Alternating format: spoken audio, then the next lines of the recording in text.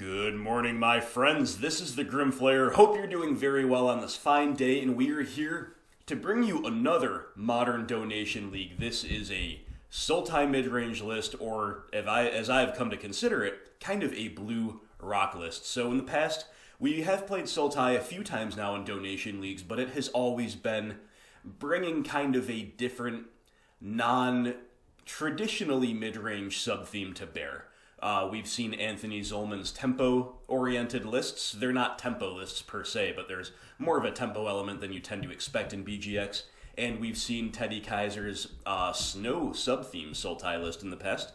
But now this is a donation league, and I'm probably going to get your name wrong, my friend, so apologies in advance for that, but from Matthew Dika. And Matthew is bringing to bear what I would consider basically a blue rock list. We are just jamming a straightforward, value-oriented, fair, but exceedingly powerful mid-range plan, and we are only playing blue cards really that facilitate that plan A, especially in the main deck. Now they all have they're all multifaceted. Like most mid-range cards, they do serve multiple purposes, but we are playing a straight-up mid-range deck with the bug color trio, and it's very, very exciting. So we're going to take a quick stroll through the deck tech, then we're going to get right into a league for you. There are 23 lands in this deck, and I do like the land base a lot. We have 2 fast lands in the form of Dark Slick Shores. We have 8 fetch lands here, and we also have 8 fetchable lands here. So with 5 shocks, excuse me, I got my numbers wrong. It's 9 and 9, that's right. Okay, that makes a little bit more sense. I amend this. 9 fetch lands and 9 fetchable lands. So we're not going to run out of fetchables anytime soon, and we've got 5 shocks and 4 basics to get a very, very safe, consistent mana base. I do like that. We do still bring a little bit of utility to bear, though, within that land base. We have 1 copy of Nurturing Peatland and 2 copies of Creeping Tar Pit. Always a very big attraction to playing a UBX fair deck in Modern. Very powerful closer. So everything in the black-green colors is stock. It is stock Rock or Jund or BGX in general technology. There's not really too much to point out from the green-black stuff, except for 2 things that are a little bit off the beaten path. Number 1 is here in the sideboard, we have a Pulse of Marasa. Even this is not unheard of, right? You do see this occasionally popping up as a one-of in sideboards, just like it does here. Yeah, it's a nice grindy value card. It's card selection, and it's life gain. So in matchups where the life gain matters, it's a 2-for-1. Pretty nice. Also worth noting that it's kind of especially good here in SultaI relative to Jund or Rock, because you can, of course, snap it back with Snapcaster Mage and get a real value train going. Kind of an imitation in some ways of the Kolaghan's Command Loop, although not as powerful, admittedly, in most situations. The other unusual black or green card to point out is Tazagar the Golden Fang. This is definitely a reasonable threat in rock lists, although most people don't play him any longer. There was kind of a trend for a little while that I myself was part of, and or a way to build the deck in a budget manner that does not involve Dark Confidants for rock and instead leverages Tazagar the Golden Fang. They both have similar card advantage roles in the late game. Of course, in the early game when you're choked on mana, and just for the fact that it can come down on turn 2, Dark Confidant is clearly the better card advantage source. But Tazagar is a card advantage engine in his own right, and a good standalone threat, and in the mid-game can be deployed for only 1 or 2 mana sometimes. Really, really nice card, but generally doesn't see play in rock too much. But here in our blue rock deck, well, Thought Scour is a 3-of, and Thought Scour is going to fill up our graveyard, which is really going to make Tazagar more castable and make him better at continuing to buy back cards, take over the game. And of course, Thought Scour is also just a cantrip, gives us a little bit of velocity churning through the deck, and will fuel Tarmogoyf and Snapcaster Mage. So these things all look like they work really well together. The other blue cards to talk about are Drown in the Loch. Drown in the Loch is big game for any UBX fair deck. There traditionally has been an enormous tension, and one of the reasons SultaI has not performed as well as it looks like it should on paper is because of the tension between permission and discard. Sometimes it's a big question whether we cast a discard spell or whether we hold up permission if we can only do one or the other.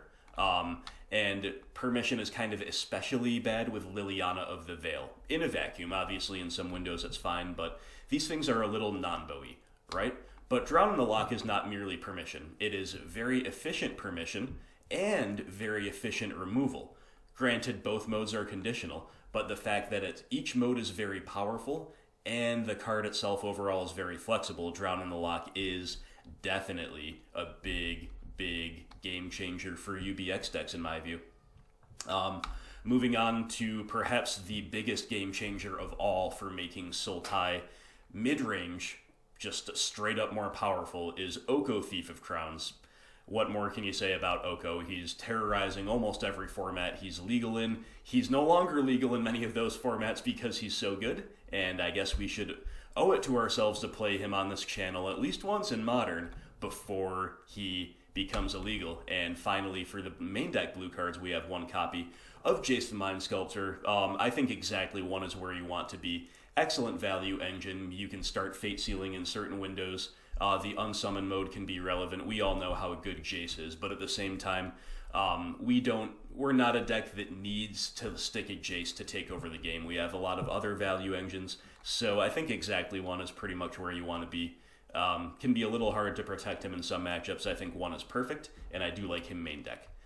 Moving on to the blue cards on the side, you can put Ashiok over in this category. Again, all this stuff is familiar to us. The BG Rock core, pretty solid, balanced looking sideboard, but the blue cards are Disdainful Stroke, which is going to give us a way to interact with big mana payoffs on the stack.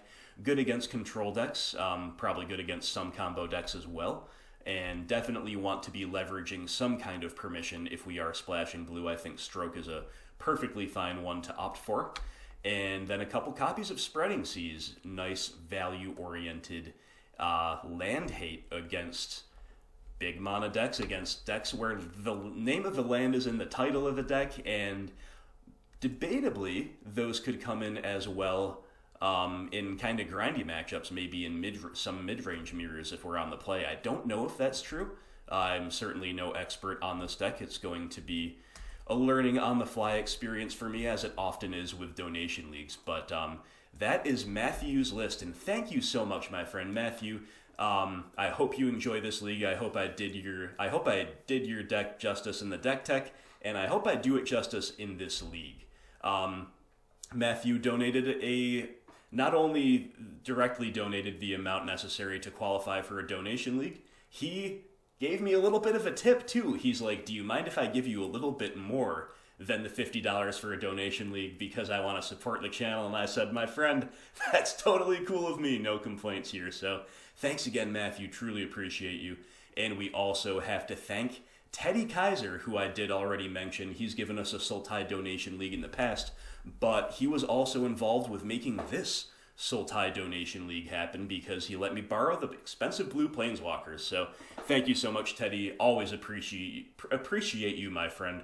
Truly a wonderful supporter of the Grim Flare. And as always, we're thanking all Patreon supporters. So good times, my friends. And I'm playing a little bit early in the morning, earlier than usual. You usually hear me say good afternoon on the channel,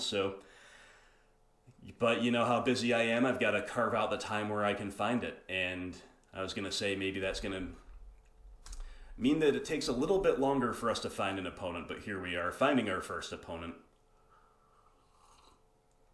Let's do it. Let's play some Blue Rock. Alright, well, this hand really needs to draw a third land to function, but it's got double discard. We are on the draw. In the opponent mulligans, this is a definite keep. And our mana is pretty decent, considering only 2 lands and one of them is basic. It's nice to have all 3 colors included here.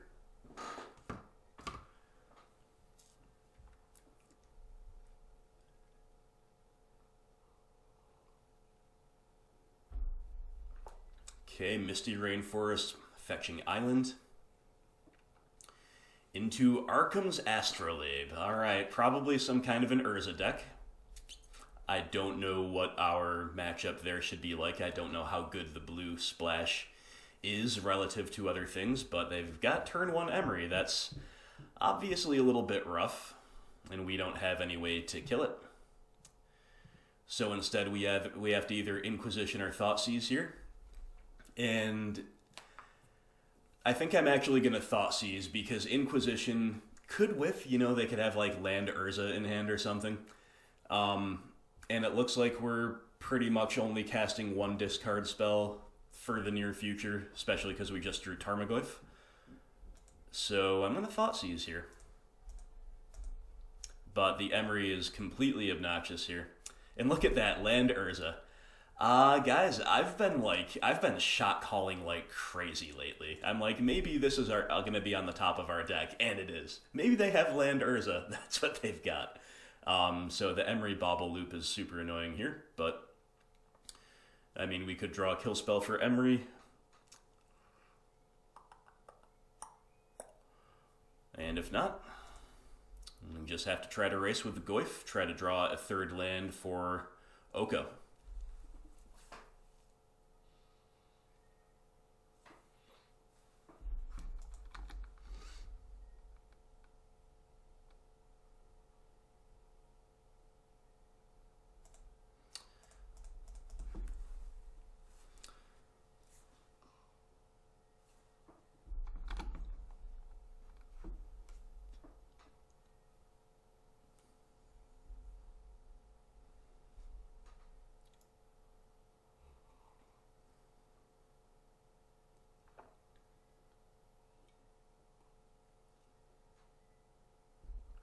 So I guess the silver lining of them getting all these free draws with baubles every turn is that maybe our Inquisition is live next turn if we have nothing better to do.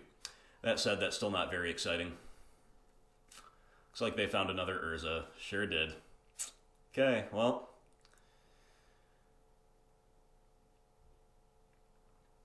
They got another Opal too.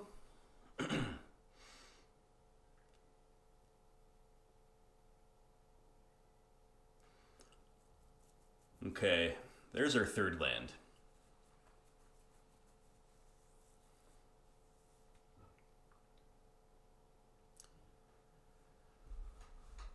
I think we gotta play Oko. I guess we gotta turn Urza into an elk.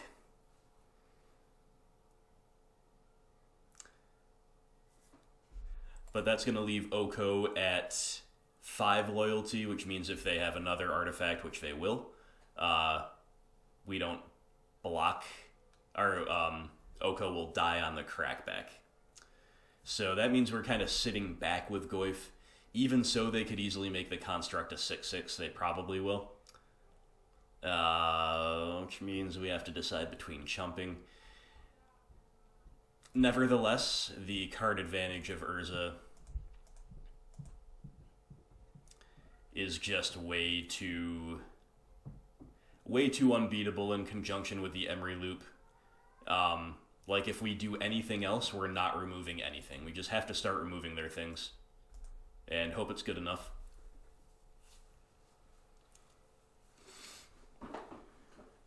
The max punish here would be them having another Urza. Like, the last card in hand was them finding yet another Urza. But looks like they only have 1 left in the deck, so hopefully that won't be the case. Really, really sucks to be priced into staying back with the Goyf here, but I think we are.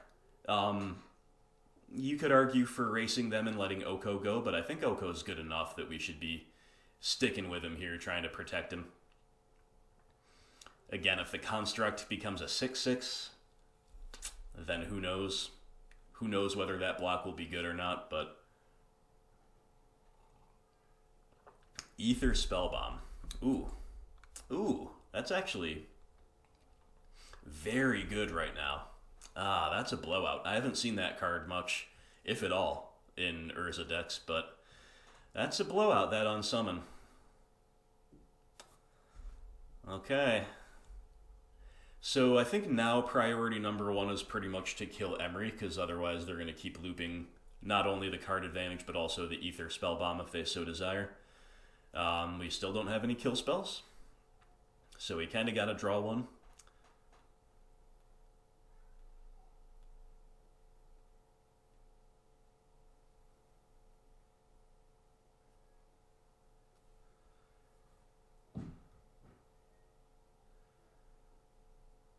Thought Scour.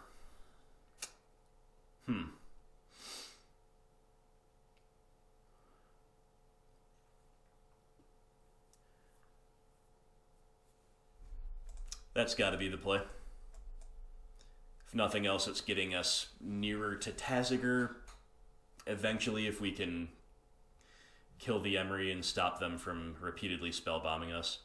But since we can't, we just redeploy the Goyf. We don't hit our fourth land. We still don't have removal. We do have another Oko, but that's going to be a next turn thing, and they're going to be able to kill him on the crackback.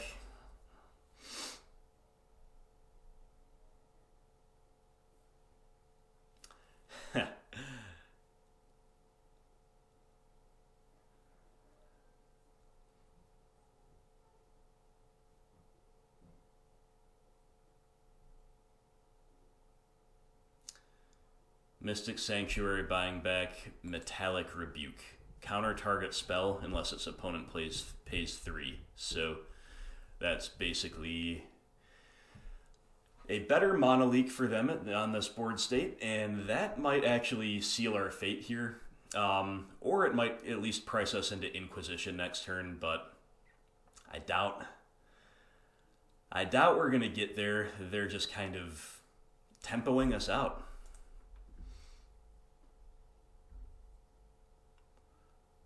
Alright, there's a fourth land. Sure. I think we have to Inquisition.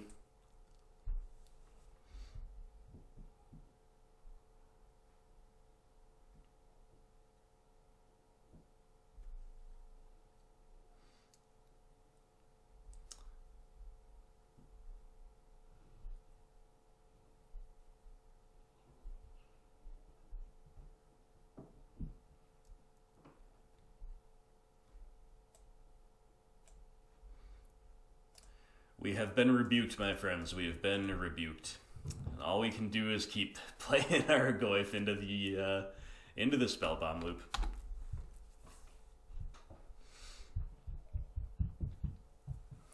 If they had been, for whatever reason, attacking with Emery, it would have been cute to maybe hold up Snapcaster Mages and Ambush Viper, but they obviously don't with... Even if we don't give them the Tarmogoyf as incentive to buy back Spellbomb, they're just going to keep buying back Mishra's Bauble. There's just no way they don't. So if they find another artifact... Okay. Guess they didn't, because...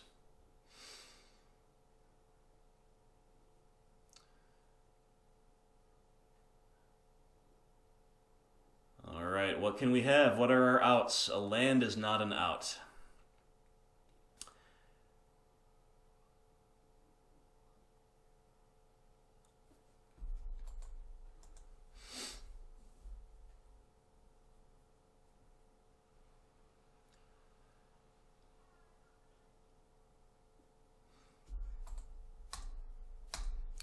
We might be able to put together some chump blocking this turn, but we are not getting there, my friends. So that was a tough game one. This deck is pretty absurd, not gonna lie.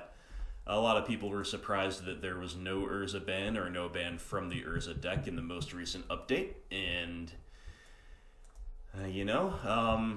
it is a bit of an outlier, isn't it? I don't know if we're gonna put them on the Thopter Sword combo. Some of these Simic decks play it, some don't. Not sure. Not sure what we should be, how high the percentage is that they do versus they don't, but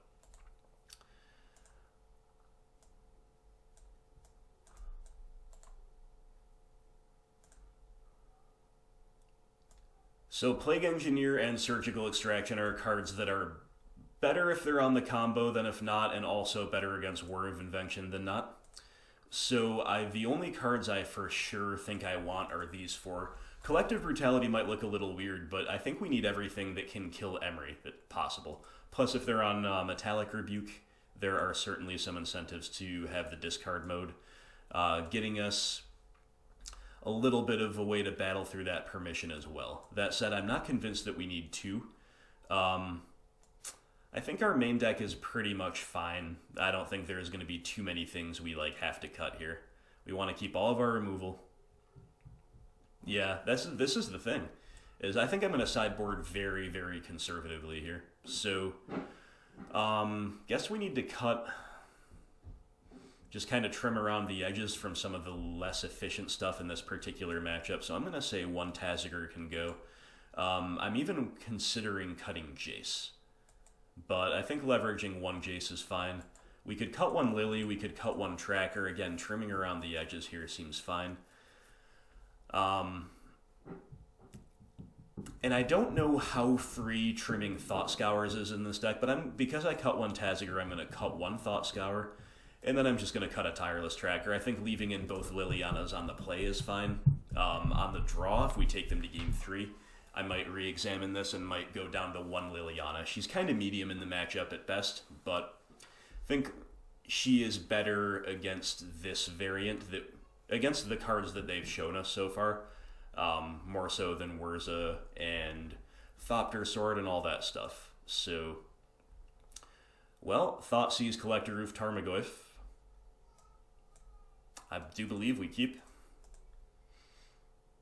And they'll mulligan again, but hey, they mulliganed against our discard hand last time, and we saw how that went, right? So their ability to rebuild is legendary. And once again, we don't have a kill spell in hand, which is pretty rough. That said, we do have Oof to shut off the Emery Loop. We'll go down to 5. Okay.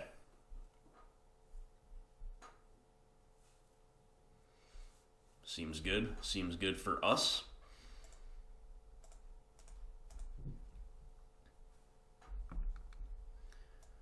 Okay, they got an Oko of their own, a Gilded Goose, and an Emery.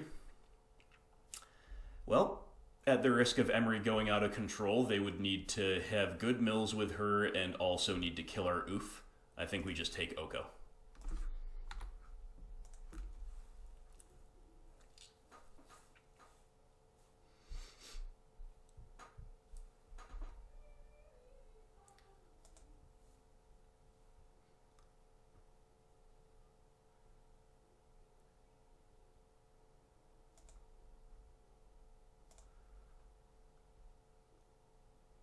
Okay, they found a Mox Opal.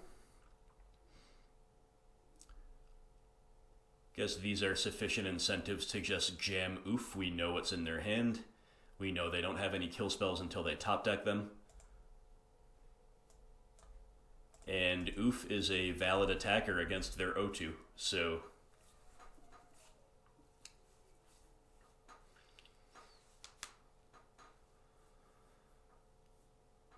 opponent basically in pure top deck mode here. They mill a couple artifacts and a Thoughtseize. And they found Mishra's Bauble. So Oof totally locking them down at the moment.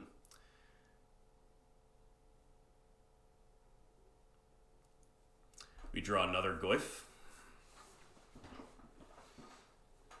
Alright, I think we're going to go shields down on Drown in the Loch for exactly one turn, so we can start getting more aggressive here.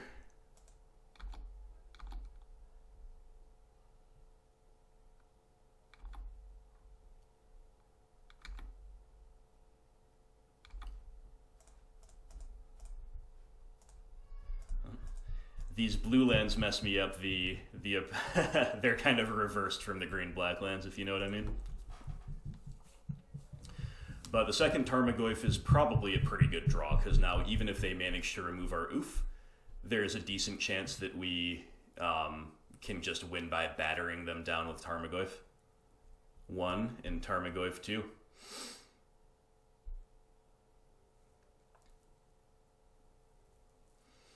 I don't know how priced we are into killing Emery.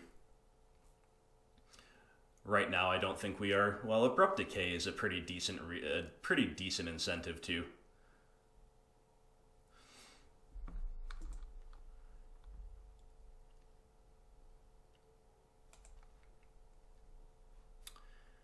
And there's no instant and no creature in the yard.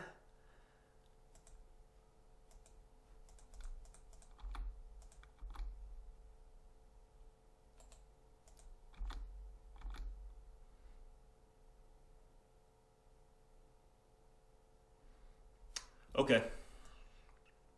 That's a fair block.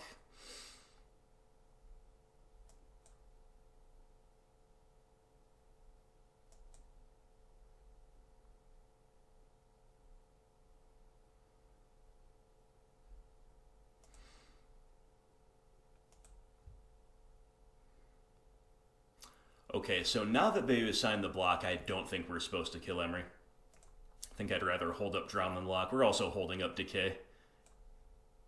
And killing Emery on the end step is fine. But no need to do it right here, right now. But if they hadn't blocked, there would have been some incentive just to get that extra damage through. Oko will counter that.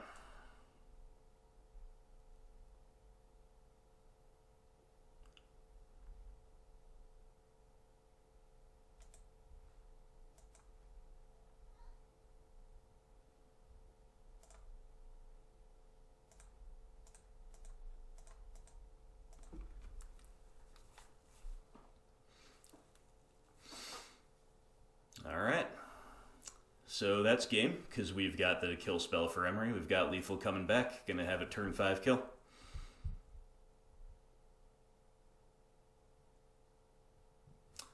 Quite the curve out from our side. Not going to lie. Looking real nice here.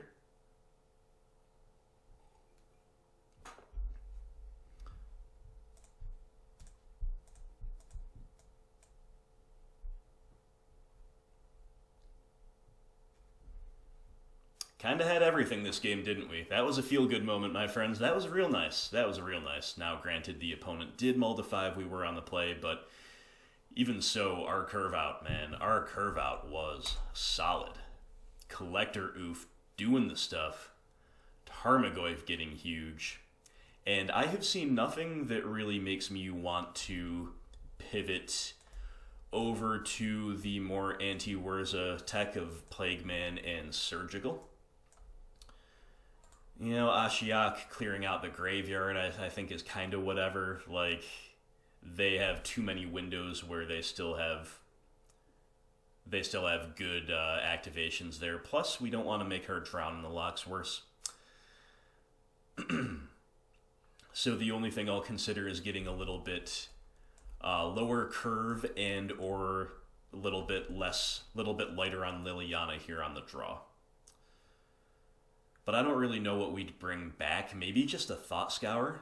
Maybe just to increase our consistency. And we'll continue having a good amount of grindy stuff at the top end because the games do definitely go long sometimes. I kind of like that. I don't think we're particularly missing anything from the side, but if they randomly hose us with the combo here in Game 3, well, then they'll get us, I guess, without hope of us Plague Manning our way out of it. But I think when they're showing us Oko and Metallic Rebuke and cards like this, ooh, what do we do with this hand? They're going to mulligan. This hand is amazing if we just draw a second land. We're on the draw. And, like, Fatal Push is one of our very best cards. I think we're supposed to keep this. It's a little risky, but I'm going to do it. Yeah, they're showing us Oko and Metallic Rebuke on top of the inherent value of Urza and Emery. I do believe that we're likelier to lose to the value plan than the combo anyway, even if the combo's in the deck. Alright, just hit a couple lands right off the top, and we are in business.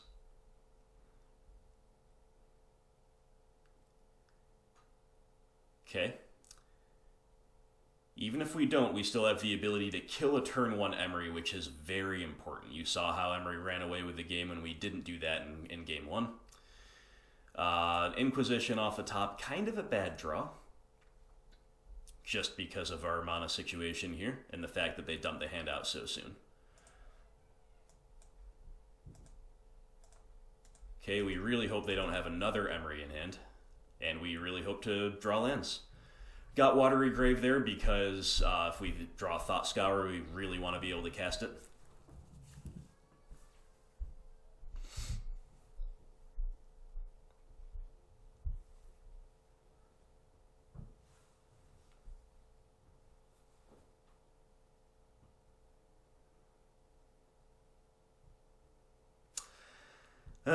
Turn 1 Emery, turn 2 Oko.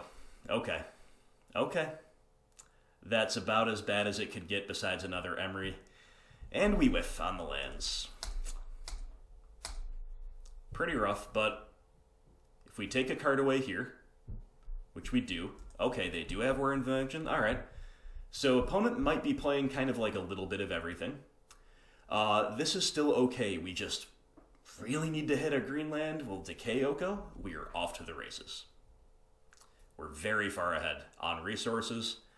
Just gotta stop missing our land drop. We should have statistically hit it by now. Let's hit it right now. We're gonna hit it right off the top here. Come on. Yeah, baby. All right. See you later, Oko.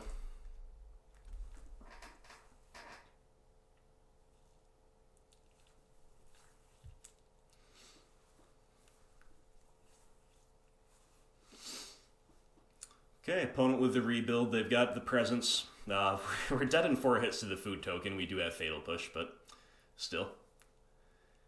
Another Oko. Yeah, that's the nightmare, isn't it?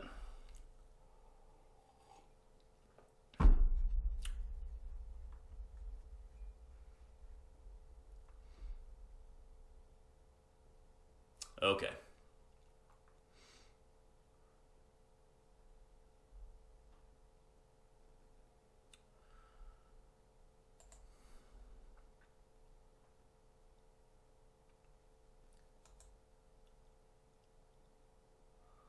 So if we play Oko, we make a food token. They might be priced into sending both of their foods this turn at our Oko. I guess that's better than, like, Brutality doesn't really do much right now. Holding up Drown in the Lock and Fatal Push is not bad. That's the other thing. Hold up Drown, hold up Push.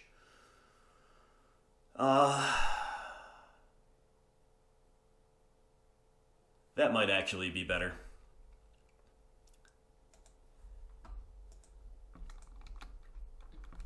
That second Oko, though, might bury us. Really might. If we had hit our land drop 1 turn sooner, I'd be pretty confident, but...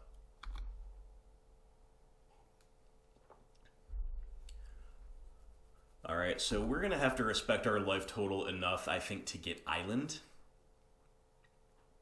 with Polluted Delta, if we want to drown this turn. If we don't have to drown, we can get whatever.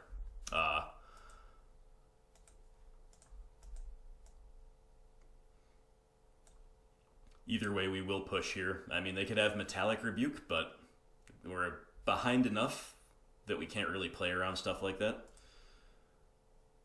Okay, opponent making another food token instead of another creature, which is actually pretty fine with me.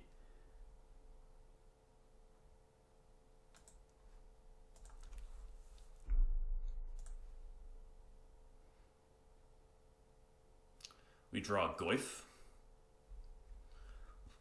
That's good. But I think we need to be mana efficient. Let's just try for the Oko. They might have been patient with a Metallic Rebuke there. We don't want to give them a Tarmogoyf either now, do we? Yeah, they got their Metallic Rebuke, huh? Or are they doing something else? Is this Cryptic Command? Oh, brutal. You see, we have the tools in hand to beat that. Like, we could have probably got that out of their hand with Collective Brutality if we'd been hitting land drops a little sooner, or if they didn't have the immense pressure of Oko on the field.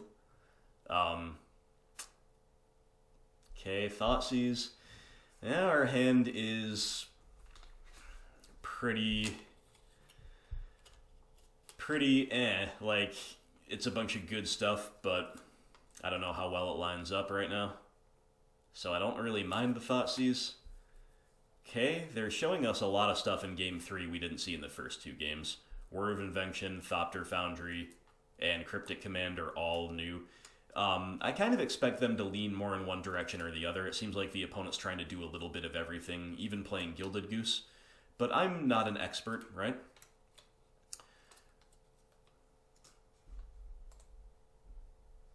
Alright, so opponent's going to try to trade us a food token for our Goyf. Kind of pricing us into slow rolling the Goyf.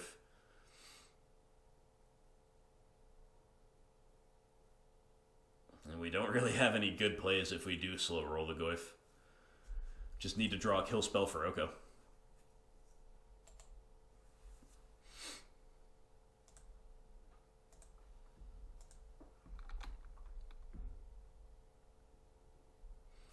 But at this stage, I'm afraid we're probably just going to lose to the Thopter tokens. We do have outs, though. We could have a Decay for Oko, or a Trophy for Oko,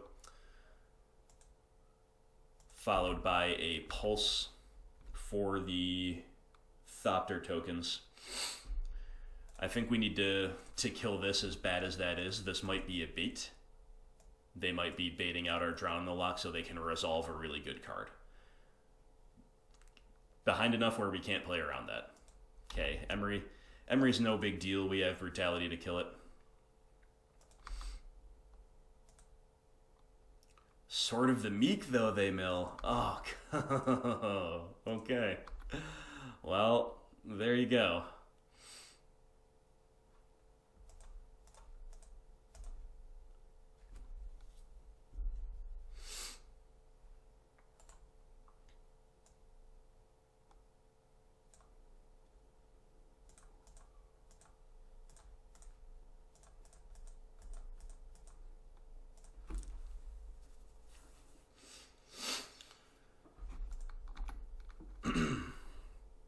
I guess we're just pretty dead, but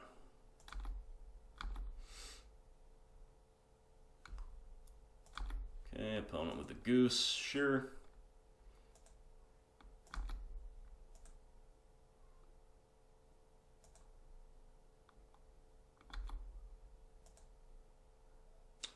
They animated the wrong food token.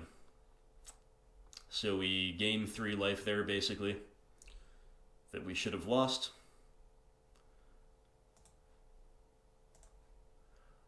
Doesn't matter much what land we get there, but it's worth noting we don't need to get green in this deck as much as we're used to. Like, on Rock and Jund, all else being equal, you get more green lands to make Skoozes better.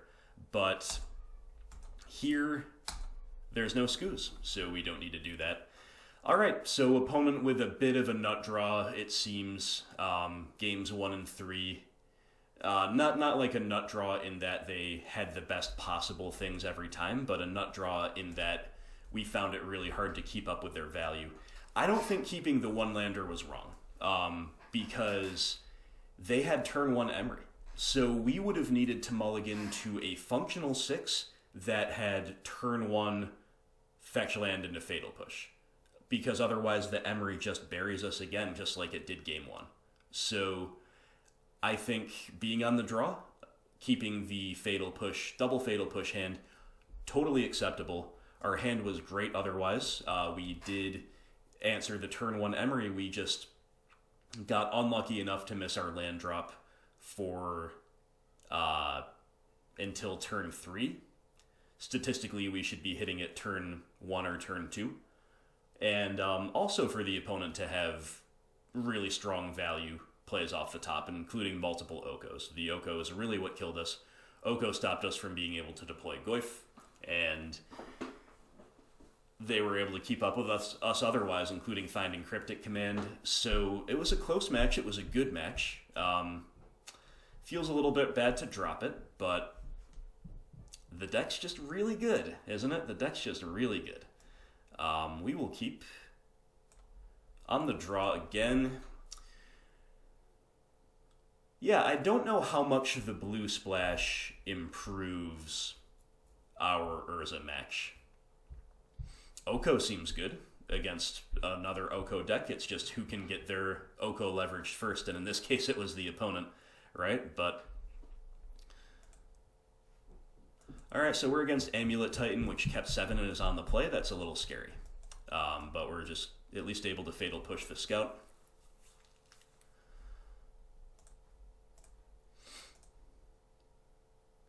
Castle Garenbrig into another Scout. Ancient Stirrings.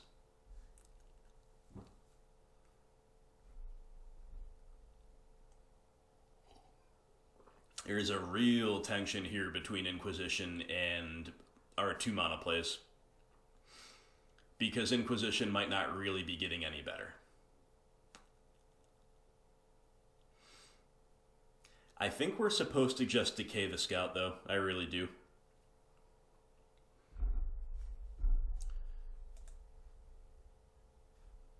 Their find was Gemstone Mine. Not the scariest.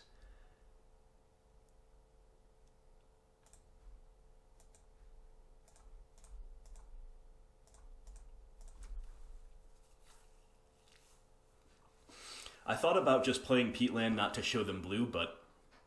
oh, God, really? That has to be a top deck, right?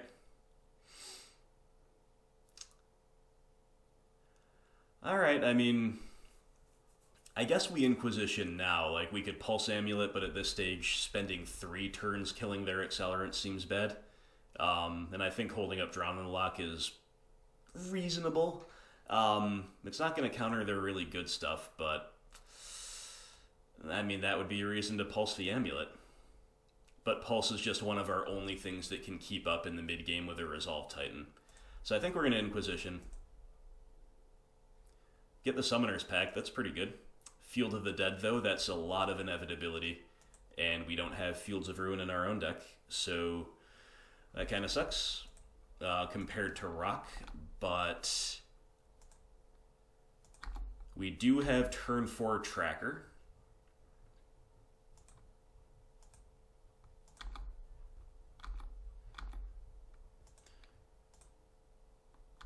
As like a floor for our clock. Maybe we'll draw something faster.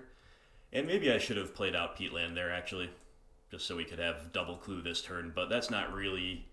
it's not really what the match hinges on, and the draw of Tar Pit means we'd be playing Tar Pit anyway, so not punished. Okay, I don't hate Tar Pit, you know, it in theory could help us get over the line. I tend not to remove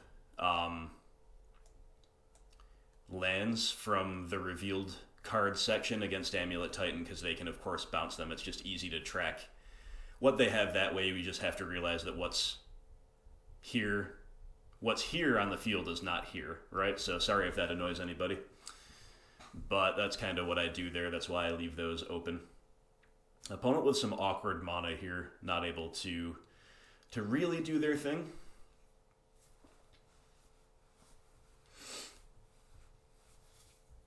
Okay, another Tracker is about as slow as it gets, but that's our play.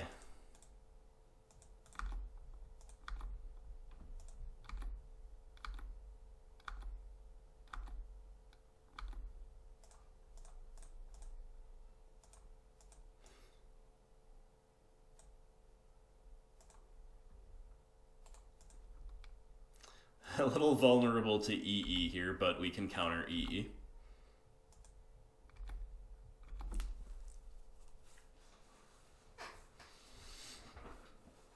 Okay, another Amulet.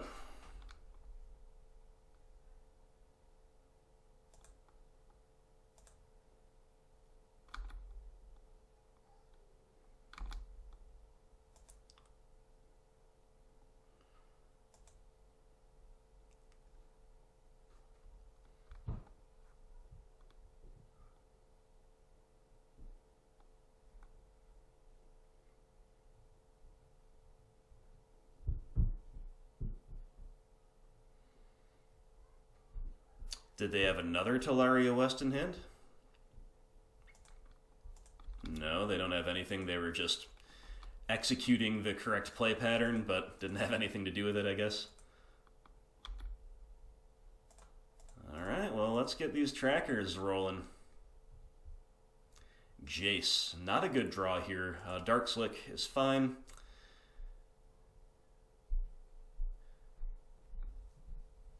Is it worth pulsing amulets now? I think it actually probably is.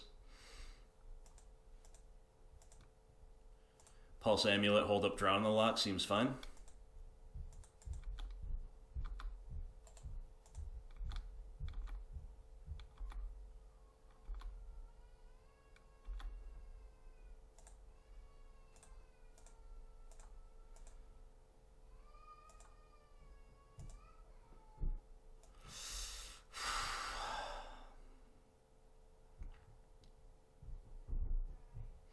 It's just a little bad against Field of the Dead, but we can't counter Titan. I think I'm gonna do it.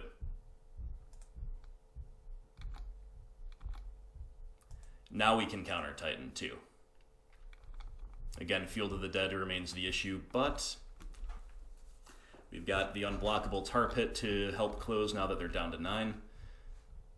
Trackers are gigantic.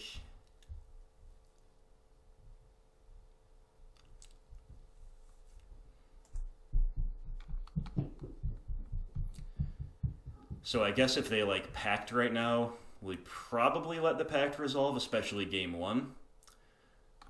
Okay, it doesn't matter, they scoop. Because then we could counter the Titan, then next turn they have to pay for the Pact if the game goes on. Anyway, doesn't matter. Okay, so a little surprised to get there, but the opponent was missing some crucial stuff. They didn't have the blue lands for an earlier Talaria West activation, the blue mana, I should say. They had all the acceleration, not really the bounce lands or the payoffs, so pretty nice for us, not gonna lie. We like Ashiok here. Double Plague Man can beat the Field of the Dead, but we have to draw both. I guess we'll consider it, but I don't probably think we should play it. And I'm actually not sure how good Spreading Seas actually is against Titan. Seems like it's a lot worse than it looks like on paper just because they can bounce it. Do want Disdainful Stroke. Definitely playing Ashiok and Stroke. And then these things, I suppose, are maybes. Seems like I shouldn't say we're not that well configured for the matchup, but, you know, Fulminator Mage and Ashiok are higher value than Spreading Seas, that's for sure. So we've got one Ashiok, no Fulminator. This might be a matchup again where like a Jace and a Taziger are on the chopping block. Maybe a Tracker too, but hey, Trackers won us that game, right? How good is Oko here? Maybe we're just leaving in Okos like always. I don't know, but seems honestly reasonable. I think we can afford to cut one Fatal Push since we're going to leave in Decays and Drown in the Lock, so we have other ways to kill their early stuff reasonably well. What if we just do this? Certainly no expert here, but this seems respectable. And maybe if they take us to game 3, we'll try some other stuff on the play, like Spreading Seas. I just don't know. Just don't know if that's our game here. Like, the floor on the card is draw a card, so it's probably fine to just play, but... Okay, opponent keeping 7. Our hand doesn't do much besides Thoughtseize early on for disruption, but the redraw Thought Scour I think we're supposed to keep. Remember that we don't have that much to draw to specifically, like a lot of what's good in our deck is in the main deck already. So it's not like we're drawing to like 4 Fulminator Mage, 2 Ashiok, something crazy like that. So I think keeping a functional hand here is fine.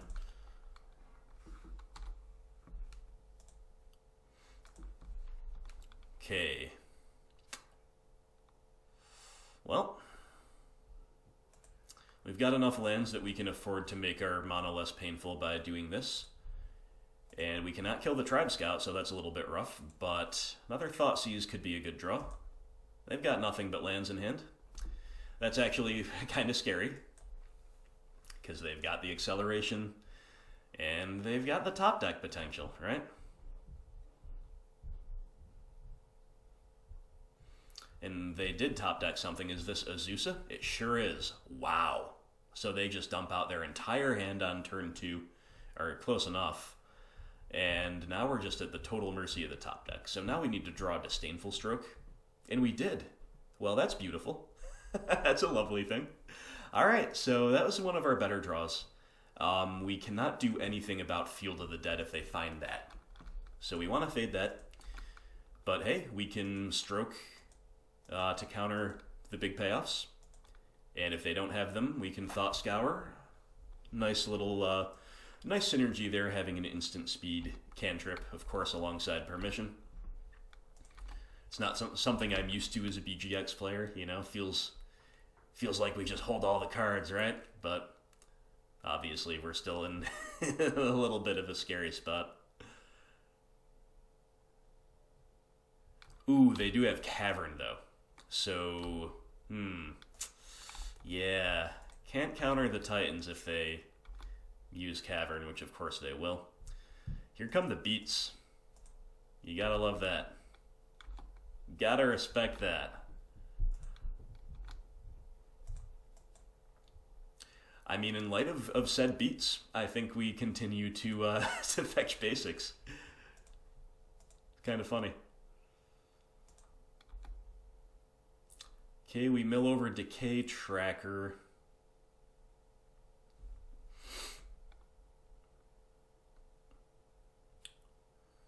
We draw Inquisition. Ooh, we're drawing pretty dead here. In light of the fact that they do have Cavern, I think we have to play Tracker here. Holding up Stroke is just no good against their best payoff. Now, we are going to be punished for this if they top deck like a Hornet Queen or a Walking Ballista. But obviously Titan is the card they want. Titan is the card we can't beat right now. They found Talaria West.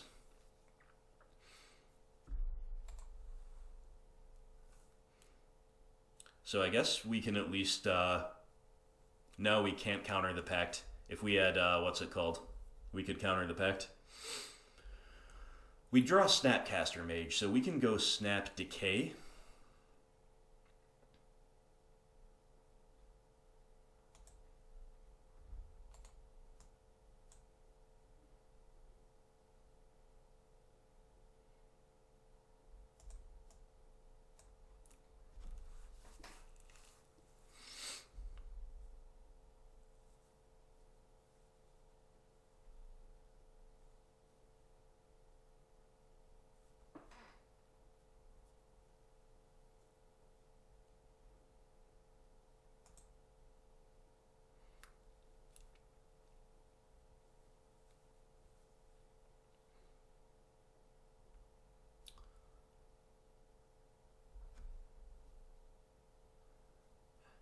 You know, if they didn't have this Cavern, I would actually be relatively optimistic right now.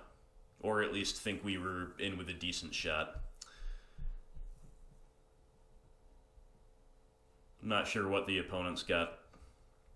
Oh, you know what? Once again, they don't have the blue mana for Talaria West. Okay.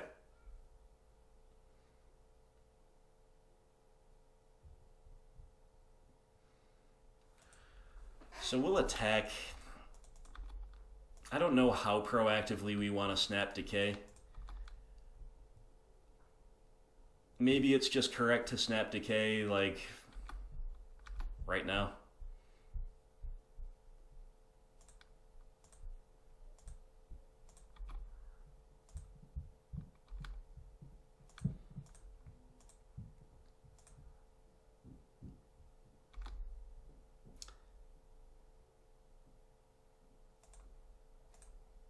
I think I'm gonna.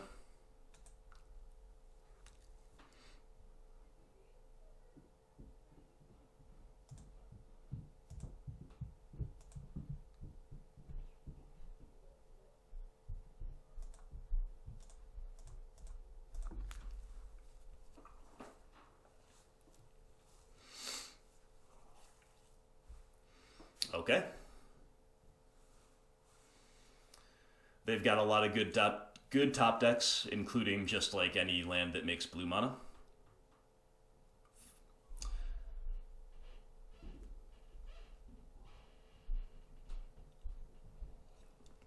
They've got blue lands, they've got Field of the Dead, they've got their payoffs. But maybe they can't cast a payoff necessarily this turn, depending on what it is. All right, they find Vesuva. That's a good find.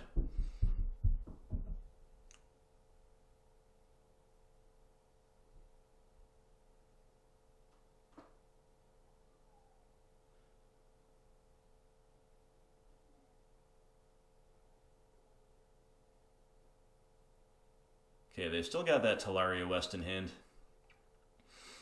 What are our best draws? We want to draw Drown in the Loch to counter the Pact that they'll tutor with Talaria West, I guess.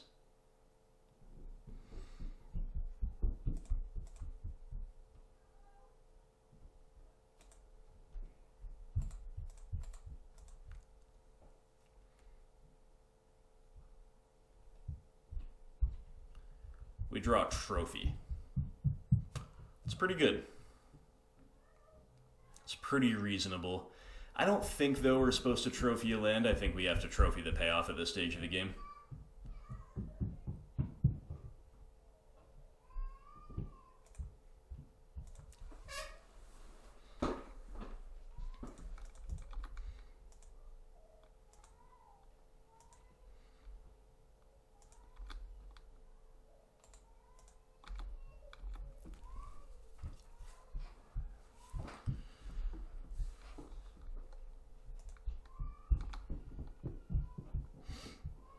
I think it's loose to trophy a land to try to keep them off of double blue when they have like a 28 land deck or something like this. Okay, so did they just find the Titan off the top? They don't even need to use Talaria West. It's actually pretty bad for us because now they've got the Talaria West next turn.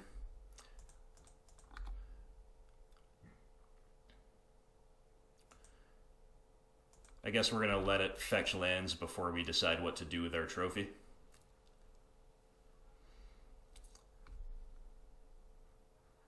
Or before we use our trophy, which we're going to do.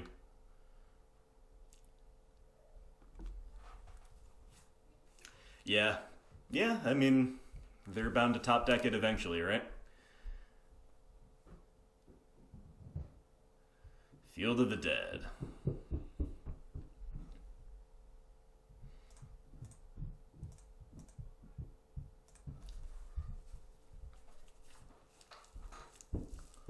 Okay, don't know if we can realistically beat Field.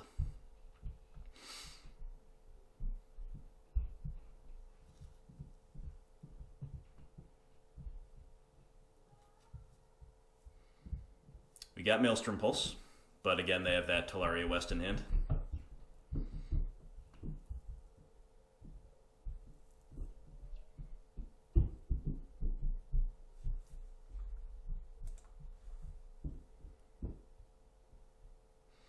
So you kind of need like Pulse and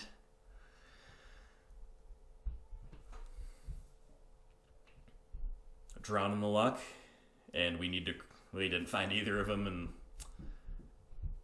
kind of got to crack a clue anyway. Yeah, it's not looking good for us, is it? But let's keep going. Just make our clues.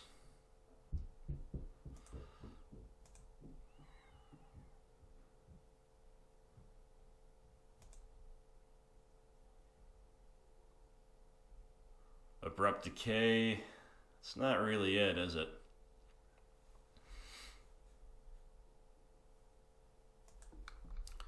I think we're priced into blocking here.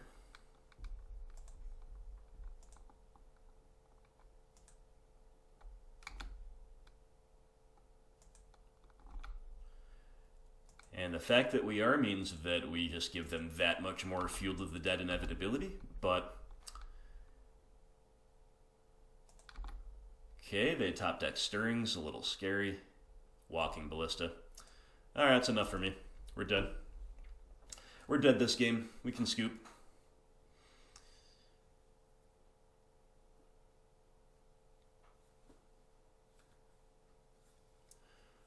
Okay. I think Cavern of Souls really beat us there. They're not going to have that every game, that's for sure.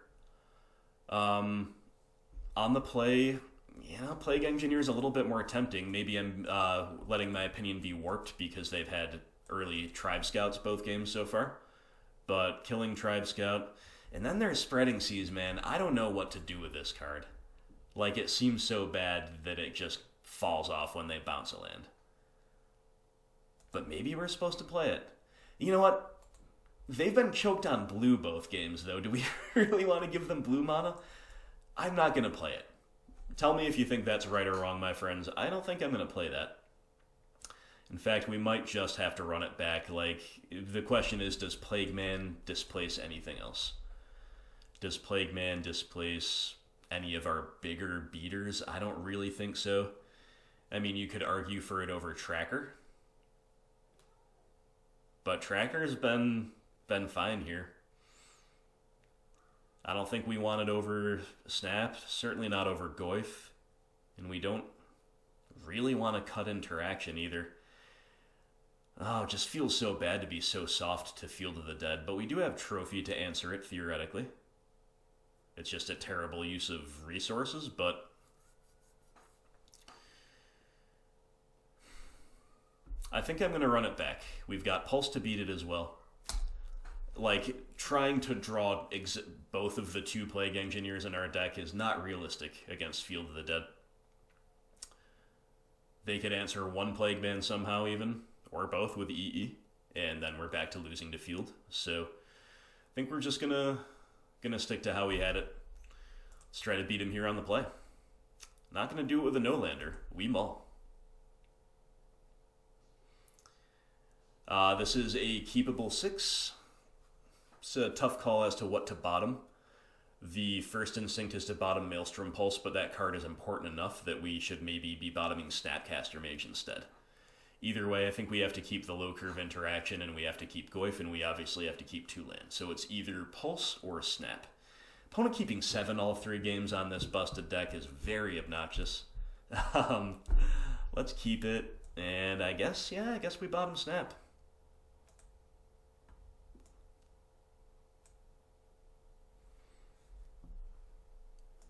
They once upon a time in our upkeep, just to give us more information, I guess. Thank you. Thanks for that. Maybe just to style on us. That's probably more like it. That's probably what it is. So I run out fetch land there because, of course, we want to push the turn 1 scout. In other circumstances, there are other incentives to save the fetch land to be able to push Azusa. But we don't need to do that here because, number 1, we have Abrupt Decay, and number 2, we... let's just make sure we get the right land here. I guess it's Watery Grave. I guess Watery, like, the second blue is a little better than the second green in this deck. We need black. And number 2, we clearly need to play the Goyf next turn almost no matter what. So the Amulet of Vigor, is this an exception? I don't think so. I think we play the Goyf and then we decay the Amulet next turn. Just gotta beat. Gotta get the beats on. Tracker, pretty bad draw here. Kinda want, like, discard and lands. Like the 3rd land, Liliana would be great. So we give them this 1 turn of acceleration. Hopefully they don't play Azusa. They're going to play Azusa.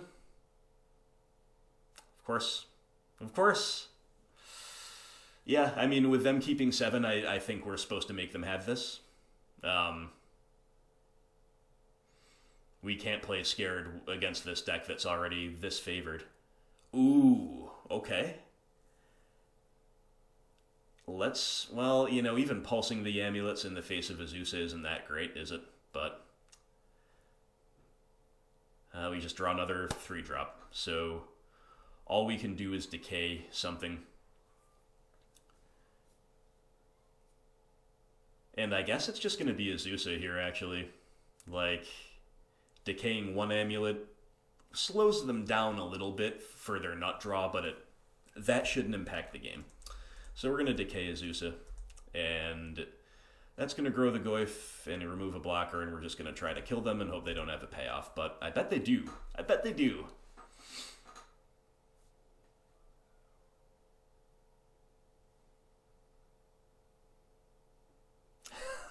Got the third amulet. Well, pulsing is more alive than ever, I guess. But I'm sure they have a payoff right here, and we're just gonna get absolutely ruined. Yep. Okay, so they kill us comfortably here turn 3 with triple amulet. Through an abrupt decay. There's Amulet Titan for you.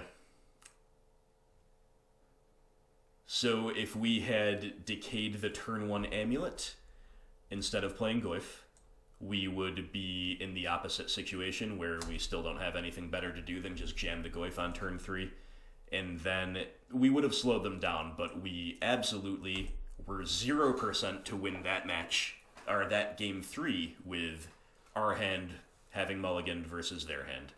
There's just no way we could have got there, so feels bad. We ran into arguably the 2 best decks in the format so far, and we took them both to game 3. I think we've been a little bit on the wrong side of variance here, so,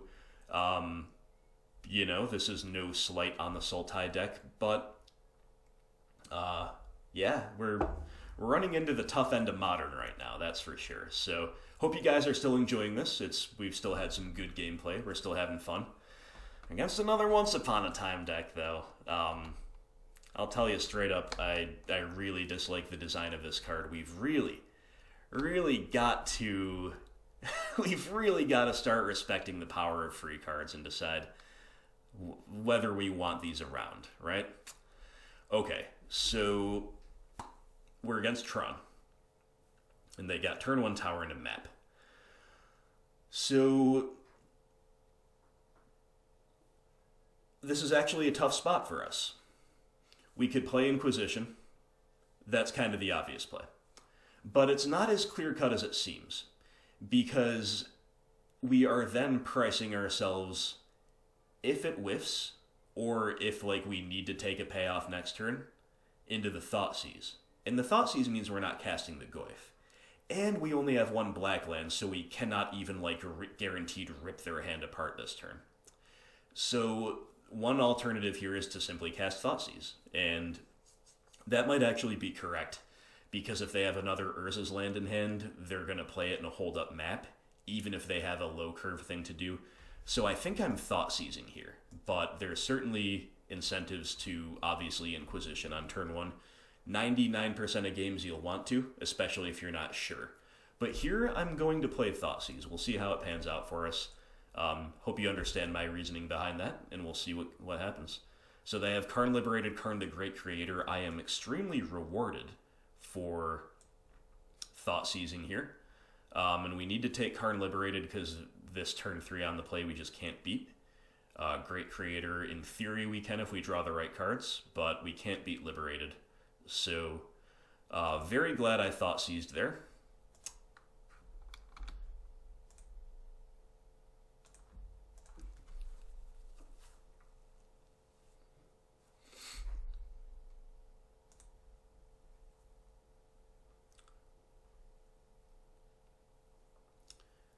I don't think I'm going to show them blue unless I have to.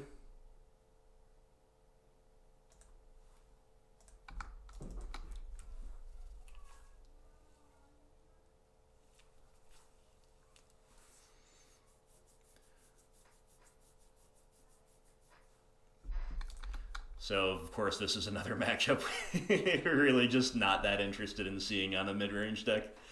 We do have some good game with the blue splash, but, I mean, it's just often, or relatively often, a non-game. So maybe they get Ensnaring Bridge here. They do. Okay, so we need to draw Decay or Pulse or Trophy. We draw Oko.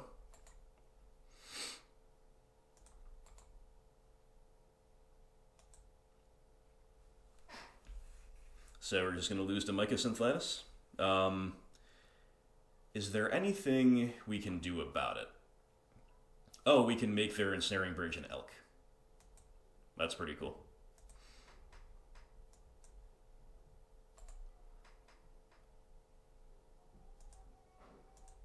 That's a thing.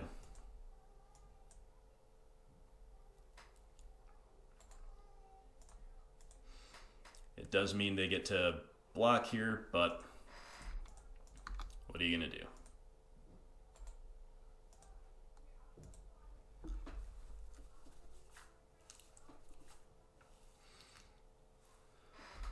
All right, Oko giving us a little bit of hope when we don't have any reason to really have any against that hand on the play, despite their low mulligan. But I don't know how many game-winning cards they can tutor here, because we do have an attacker on the board. Yeah, they just get Worm Coil Engine, so this is beatable. That's just a ton of value. They didn't play another land. Okay. I suppose Inquisitioning's probably going to whiff.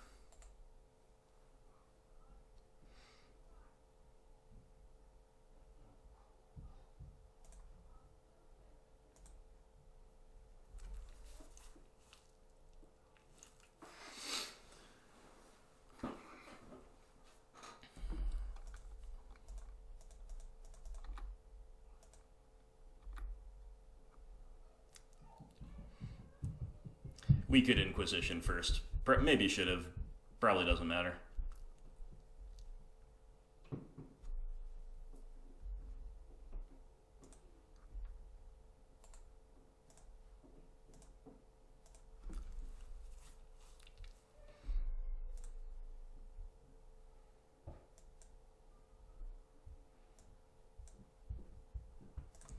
Alright, I guess we cast an Inquisition here.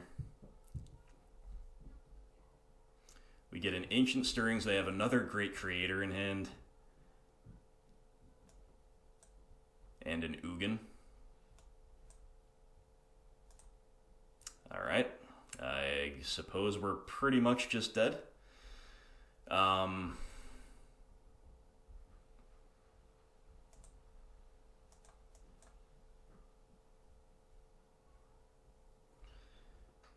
Yeah.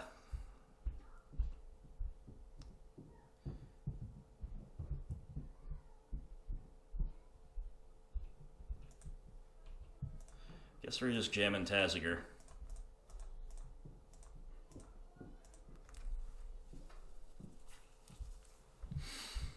But they've got good old Ugin the Spirit Dragon. What a deck. Did they not have another tower in hand? Did I just mistrack that? Yeah, they don't have another tower in hand. Okay, I take that back. They need to hit another land drop. Just mistracked that. Okay, so I guess we want to draw another Thoughtseize for Ugin. What did they find here? Just a big walking ballista. Okay.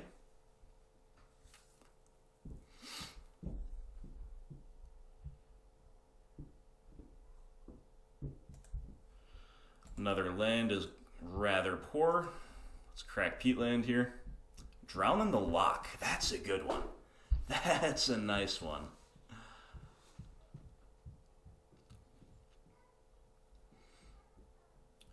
That's a real nice one, my friends. So now our new plan is to just go to Beat Town.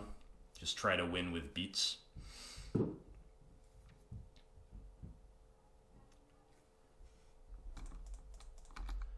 So they have decent double blocks here, but like we're a green-black X deck game one. They know we're probably playing Fatal Push. And they don't block. That's actually good.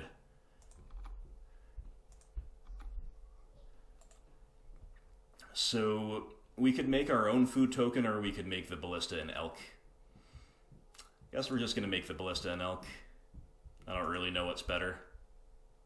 But Ballista seems like just a problem.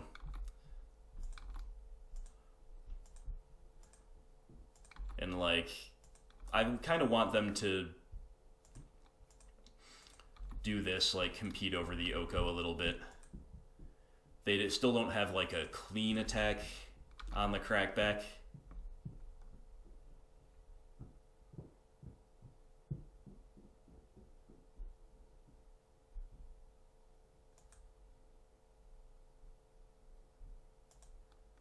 I'm gonna let Star resolve.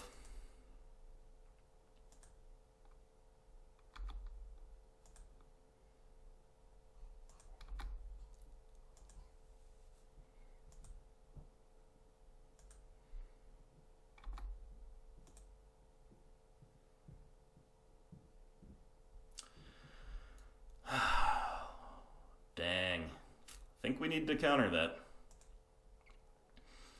Obviously, sucks to lose our counterspell with their Ugin and their card still in hand. But Thragtusk, like, this is like a mid-range board state right now. So we need to counter the Thragtusk.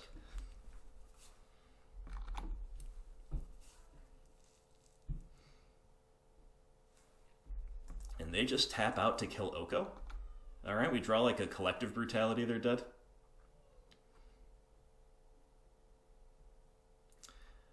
We don't, but we draw Fatal Push. That would have been really nice last turn. But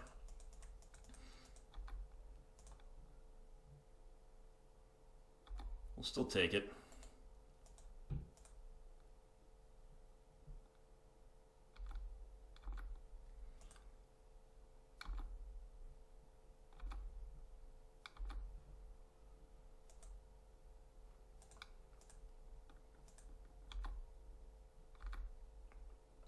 We're going to run that out so we can push and activate Taziger this turn.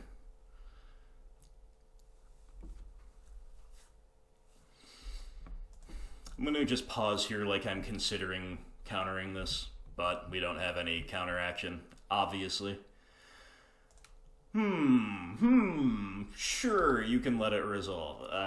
The bluffs are too much sometimes. Oblivion Stone? Okay.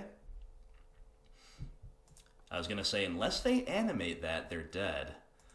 So that's what they do. If they attack, they're dead. Nope, okay. Yeah, fine play from the opponent. So let's get another basic land. Fatal Push their Oblivion Stone, I guess.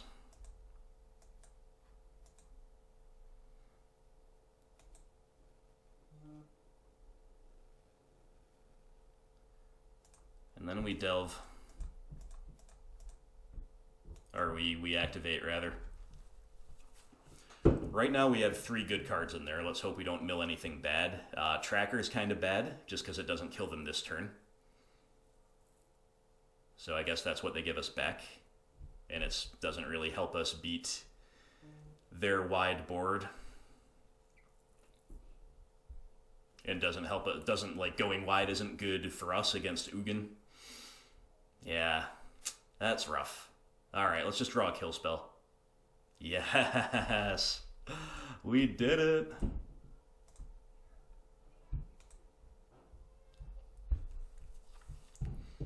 G.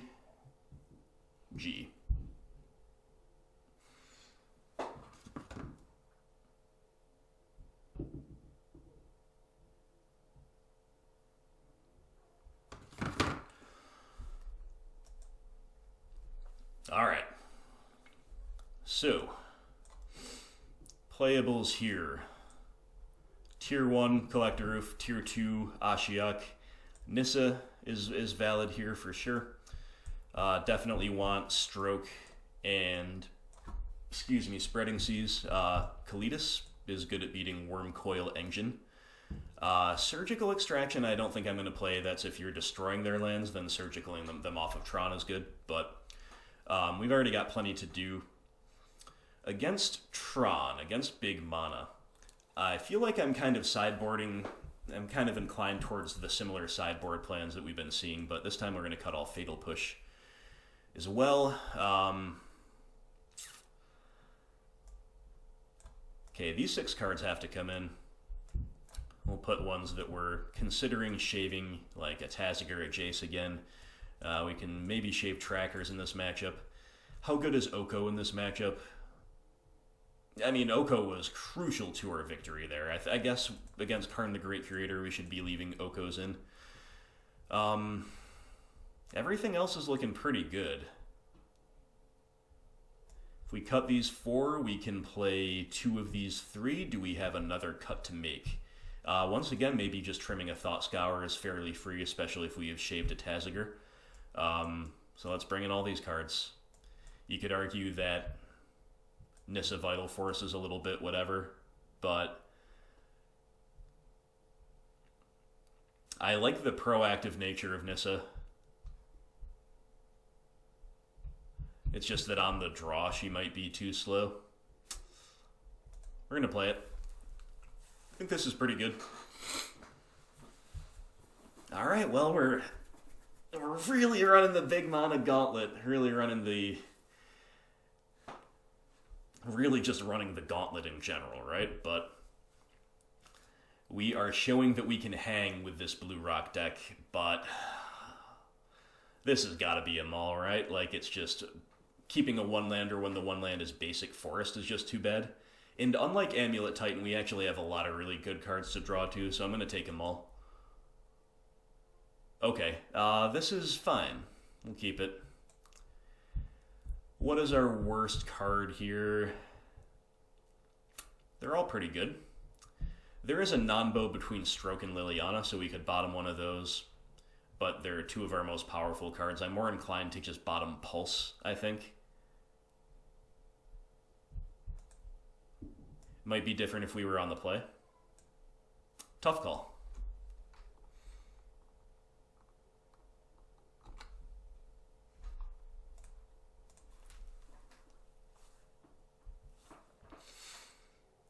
Tron deck keeping 7 with Once Upon a Time. I think our odds of winning are in the single digits. We find Walking Ballista. Okay, well that's something we can definitely counter. Or discard, rather.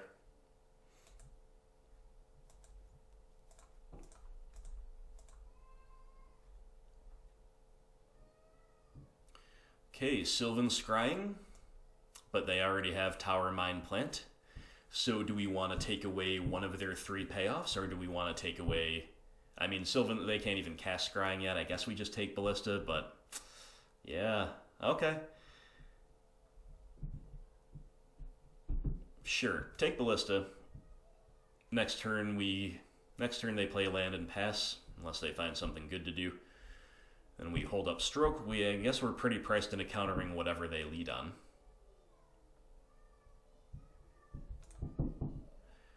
Thoughtseize. Ooh, okay. If we were on the play. If only we were on the play. So would we rather Thoughtseize or Stroke? Stroke is more mana efficient. But are we in a spot where we can once again realistically, like... I don't think we can realistically beat Karn because we don't have a creature down. So why don't we just make them make the decision? We'll just try to Stroke whatever they play and then draw something to beat whatever they don't play. Not a very winning line, but that's what happens when you're against, again, Tron on the play, keeping 7 with a Once Upon a Time in the opener.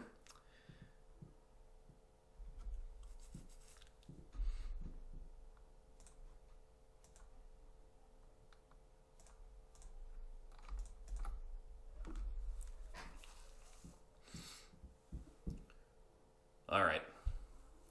Okay, let's hope they don't have another payoff besides Great Creator in hand. That's our only real play, is to Thoughtseize here. They drew another Karn Liberated, okay. Basically GG. I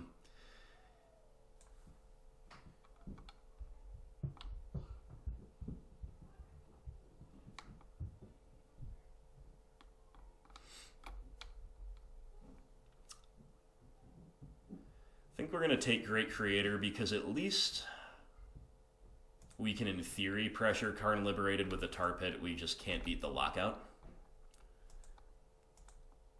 And maybe they're scared of, like, Spell Pierce here. Well, even though they can pay for it, actually. I don't know. I mean, we just had to hope they didn't draw their 4th payoff by turn 4 while having everything else, and they did. Sure enough.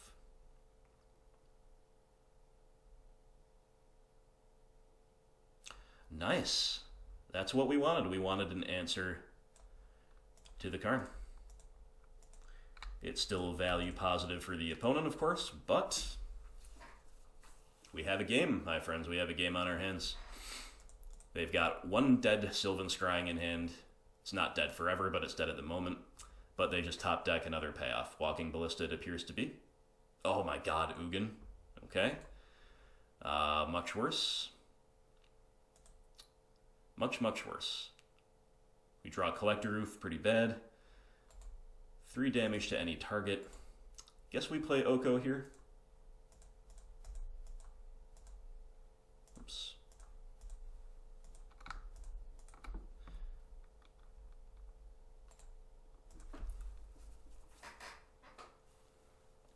Okay, their fifth payoff of the game while having natural turn 3 Tron. The fact that we're even in this game is actually a minor miracle. It's kind of a another good sign for this deck. You know, I know we're struggling a little bit in this league, but I think the signs for this deck are pretty good. Can't be too results oriented with only a sample size of 2.5 matches so far in one league.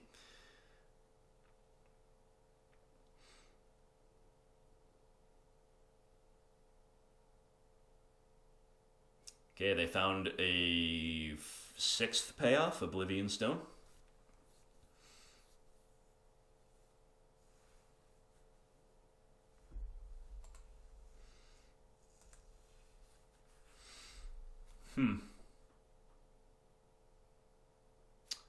I don't really know what to do here. I guess we play the Oof and force Ugin to take down again.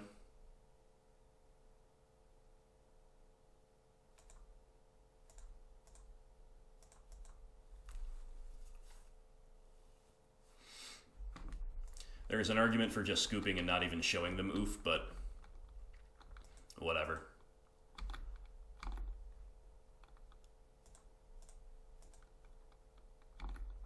Oh, yeah, of course.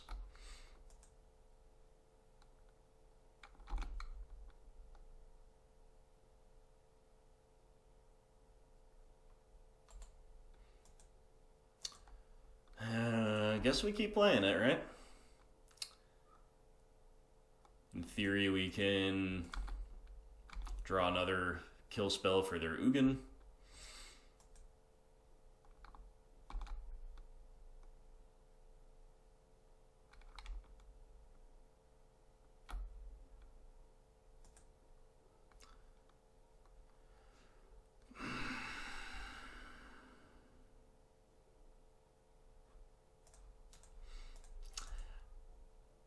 I'm going to counter this just because it's at the stage where they can freely get any utility land, and a utility land is a payoff at this stage. It's just going to beat us just like anything else will.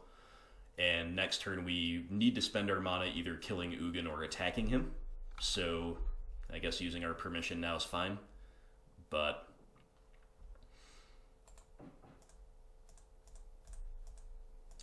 I really probably should just be scooping. We'll play it out, though. Play it out for at least until they show us payoff number 7, I guess.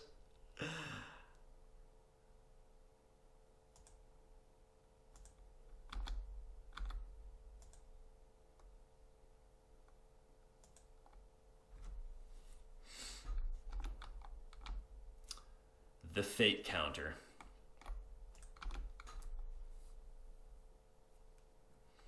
Ancient Stirrings into Karn Liberated. Whoa, whoa, whoa, whoa, whoa, whoa, whoa, whoa. Pump the brakes there, buddy. I'm dead. I'm dead. I'm done for. Yeah, again, could have scooped like the turn we played Oof. Maybe just should have, but What can I say? Hope springs eternal, am I right? So, yeah, okay, I like the way we sided. Again, you could consider like a Thought Scour just as a cantrip as maybe being better than something from the top end here. But there are reasons to play each of these cards, right?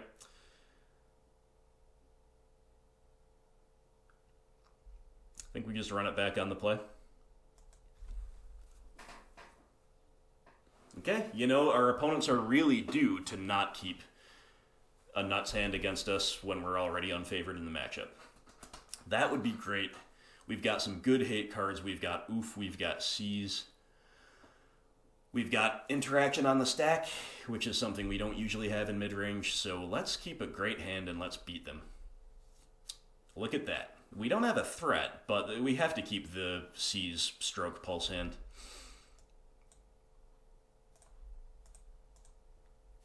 Just draw like an early Tarmogoyf, or like turn 3 Goyf or Liliana.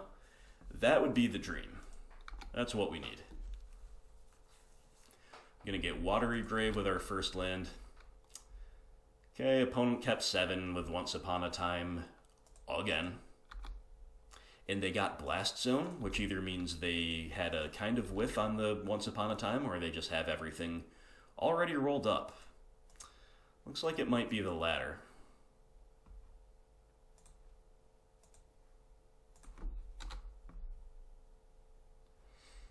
Hopefully Seize is sufficient to really knock them out here. Hopefully they have they just don't have enough redundancy. I think I'm going to fix my mana a little bit with Drown in the Lock in hand. Let's go get an Overgrown Tomb here.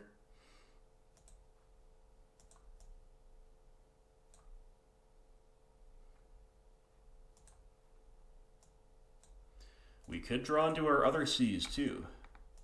That would be, I would allow it. That would be nice.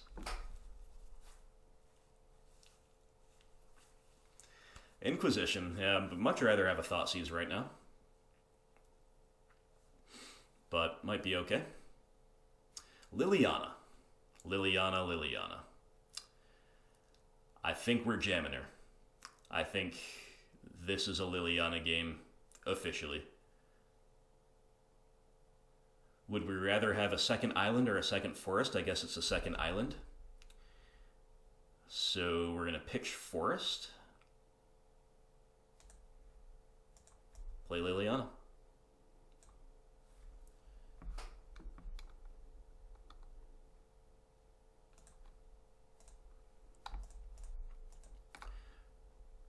We could all, maybe we should be pitching Inquisition actually.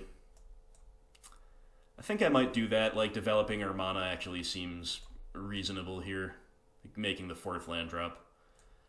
Yeah, it's a tough call, but yeah, let's pitch our Inquisition.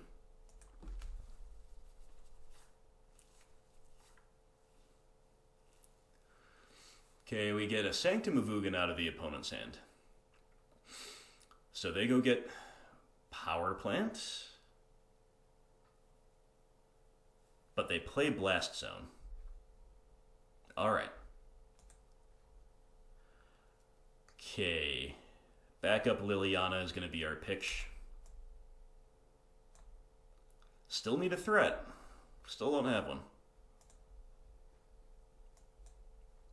So we're going to try to protect Lily until she can ult. Extend the game that way. Maybe price them into Blast Zoning her too. You know, that's like a way to...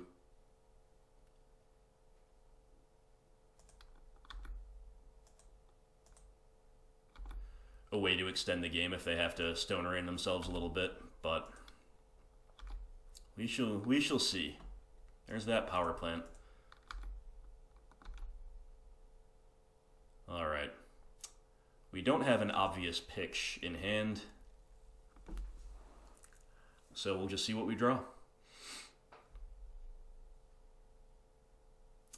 Kalidas.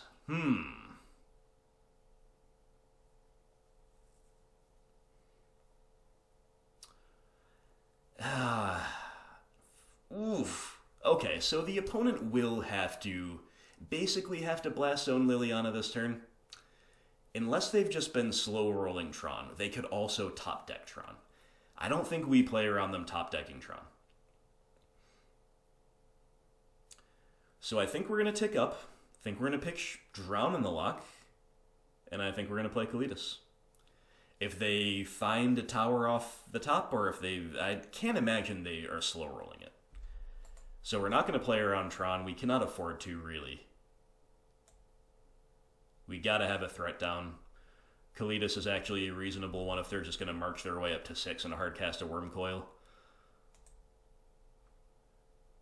Kind of feels bad that it's using, obviously, we can't hold up Stroke this way, but this is where we're at. Hey, they picked their Worm Coil. They knew Kalitas was coming, right?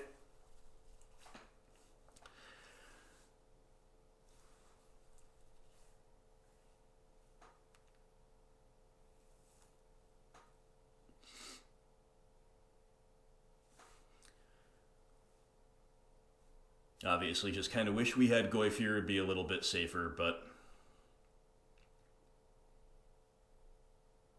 Oh, ooh, they're just... I thought they were going to deal with Lily. They're just going to take away the Spreading Seas. Alright, well, hope this isn't Ugin. It's still, like, reasonable to do what we did against anything but Ugin. Okay, it's a 4/4 Ballista and a map. So they ping Lily, preventing her from the ults. We draw Thought Scour.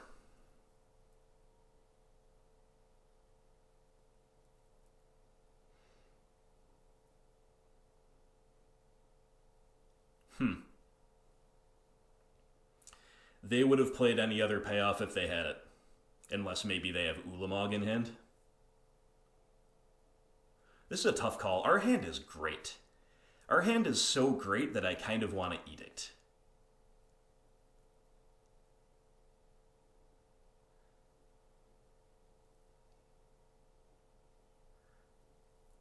Like, I just don't want to... I don't want to go Shields down with a Disdainful Stroke for the rest of the game.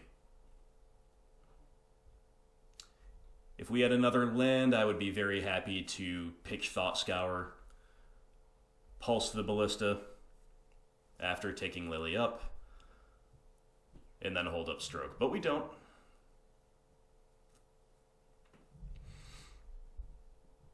So are we just trading Liliana for Walking Ballista? I actually kind of think we are.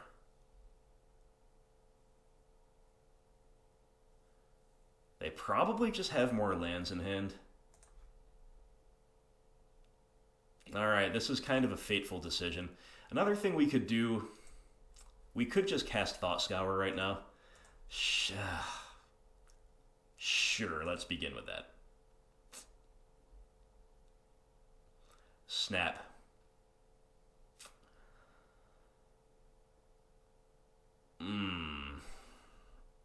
Yeah. We're trading Lily. Our hand's just kind of too good.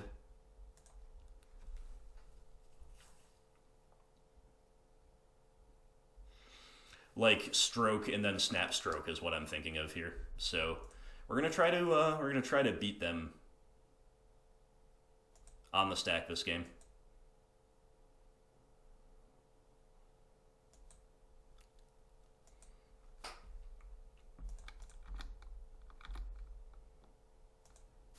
And we have Pulse to deal the Resolved Worm Coil very nicely with Kalitas around. And they already, 2 of their best utility lands to get with map have already been dealt with. So these are reasons why I've been taking the lines that I have. And yeah, sure enough, they just get a tower. No big deal. Alright, so this is something I'm not sure whether we want to Stroke or not. I think we're going to, simply because we don't have the mana to Pulse it and then hold up Stroke. But this is a card we can beat. It's not one of their scarier payoffs, but still feel priced into Stroking there. And then they go Karn T, G, C, who we can attack off the field. They go get another Worm Coil. Don't care.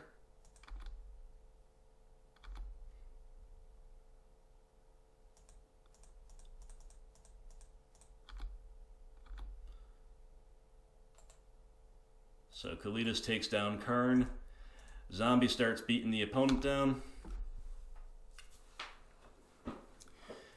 And there we be. Alright, they just can't have so many payoffs that they overwhelm our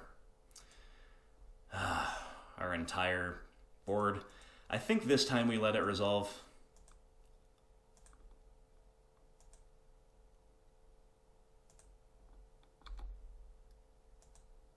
Like, it's just pretty loose to counter the other one.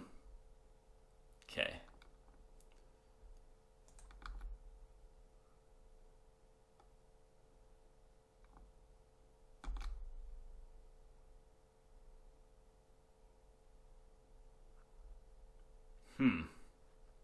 Alright, we're going to go shields down for a turn. Really sucks to have missed the land drop. Again.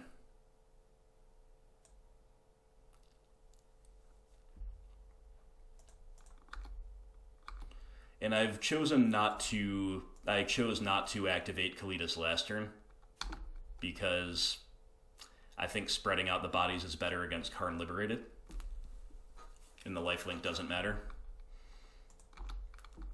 So if they top deck another payoff here, that's going to be as punishing as humanly possible. We have to pray for a brick here. Please brick, OP. Please brick. They found Sylvan Scrying. That's basically a brick. Again, they don't seem to really have utility lands left to get. They're just thinning out the deck, which is fine.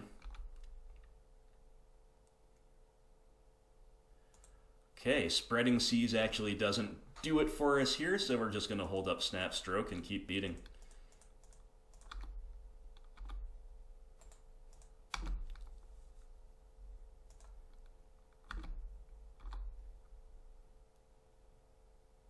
Okay, they top deck Ancient Stirrings. Maybe, no, we can't Snap Stroke. Okay. Oh, they get Oblivion Stone? Come on, dude. Oh, that's one thing we can't beat. That's one thing we can't counter, rather. But you know what?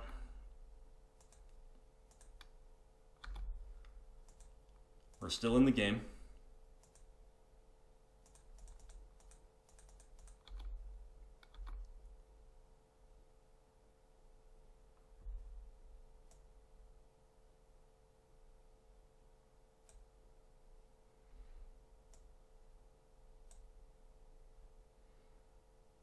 So now the big question is, do we play a Goyf or do we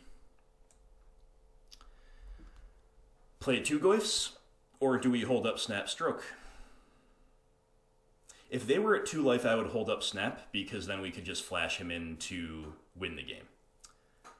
As it is, I don't know what we should be doing. I think because we have 2 Tarmogoyfs, we're supposed to play them. It's very weak to Ugin, and it's very weak to Ulamog. And it's very weak to another Oblivion Stone, so they have a lot of ways to punish us, but we just have to try to end this game. This beats Karn. Yes, we did it. Okay. Oh, what a game, guys. This has been a grueling league. This has been a super intense league. But we got there. We got one of them. We got one of the boogeymen. Tron gets taken down in 3 long games. And we're seeing some sweet games. We're really seeing some sweet games. We're seeing the real potential of the list. We've been against, as I've said, some real top decks in Modern. Some decks that, frankly, probably are not very good matchups for us. I think generally, to state the obvious, Midrange does struggle against big mana. And yeah, is probably a little unfavored against Urza as well. I also don't know that the Blue Splash is ideal for any of these matchups, right? I think the Blue Splash is good against other mid-range decks. Jace, Oko, Snap, Thought Scour, to fuel Taziger, these are all very good in attrition matchups. Now, granted, Blue definitely brings us some nice stuff against Tron with our sideboard, but All of this is by way of saying I really, really like Matthew's list. And Matthew, I hope you're enjoying this one, my friend. Hope everybody out there is enjoying this as well. We're winning a die roll. That's a first. We're going to have to mulligan. That's not a first. We've been mulling a lot this league. Let's throw it back. Okay, this is a pretty good 6. We hope they play low curve stuff with a hand like this. That would also be a change. I guess we're going to put Breeding Pool back. But it's hard to say what's optimal without knowing what we're against. Let's find out. Okay, here's an attrition matchup. They've got a really good hand. It's Jund, Ren 6, Lily, Thoughtseize, Inquisition. I'm afraid we're going to lose this one, but let's take... We should be taking either Liliana or Ren. I think I'm going to take Lily, because they don't have a fetch land yet.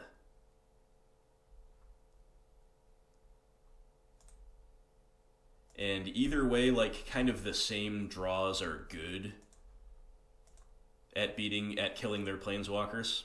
Like the same types of, you know, further discard or decay type effects off the top. But if we, like, land a fat Goyf off the top, Ren and 6 cannot deal with it, but their Liliana can. They also did not have double black for Liliana, but obviously can't assume that's going to be the case forever. Snapcaster Mage is a pretty bad draw at this exact juncture. Unless they just play Ren next turn, which they may. Like Snap Inquisition to take their Thoughtseize is not very good because Ren just pings it, but it's still a thing. It's still action.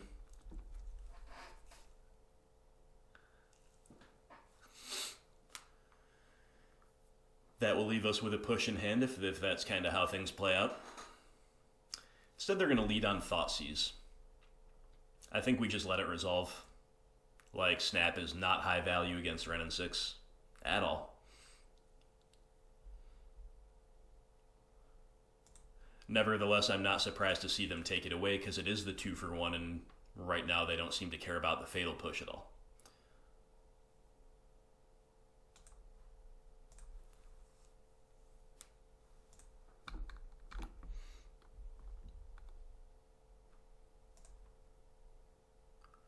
Drown in the Luck.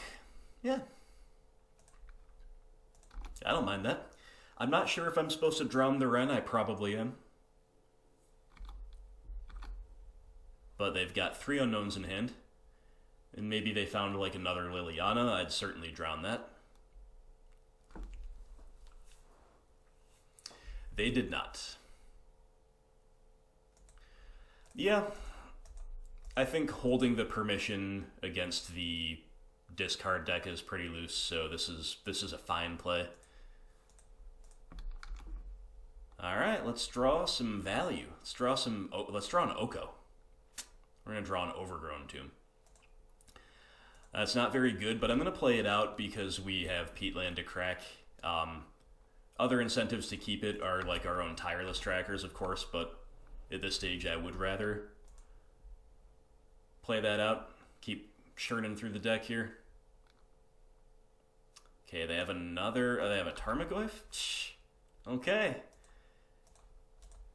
Things are looking reasonable for us, considering how bad they looked to begin with.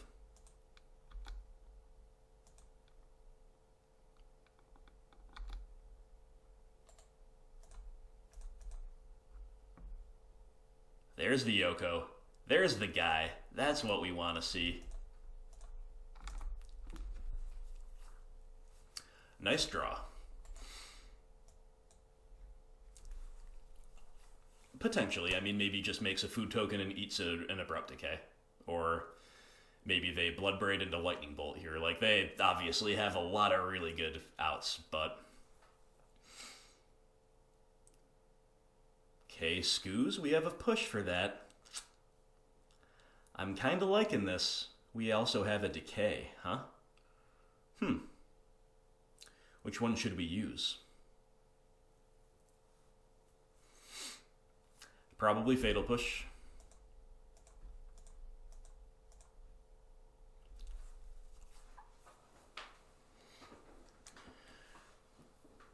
Don't know what the opponent has in hand, but this does complicate their decision making by just main phasing the push before we do anything else. I do not have them on Decay or Trophy. They would certainly have done so before letting us untap to activate Oko. But with their Peatland on board and the desire to get ooze value, and yeah, they have to attack our graveyard for Snapcaster purposes.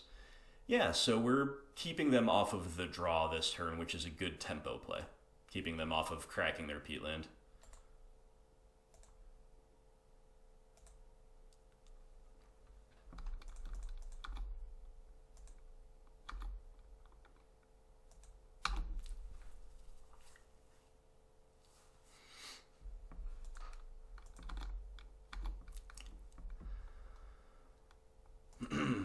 Raging Ravine, that's actually kind of a scary draw.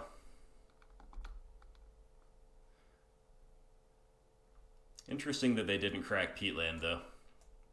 Another Oko, yeah, it could actually become relevant, but obviously right now that's a little bit superfluous here.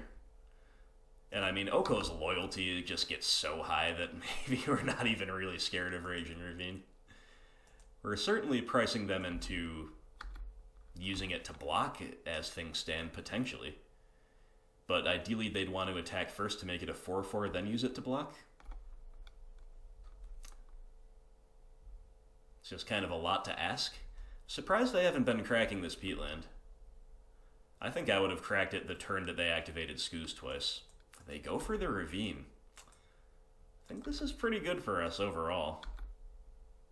But again, I understand why if they have to, like, eventually try to set it up as a 4/4.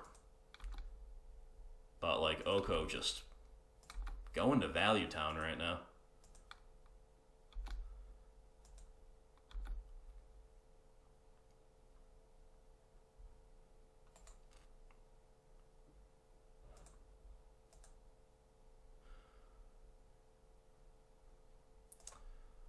Guess I'm going to cast this Thought Scour main phase, see what we can see. We could draw a Collective Brutality and just kill them, or maybe that card's in our sideboard, actually. Okay, you know, these decays are awkward.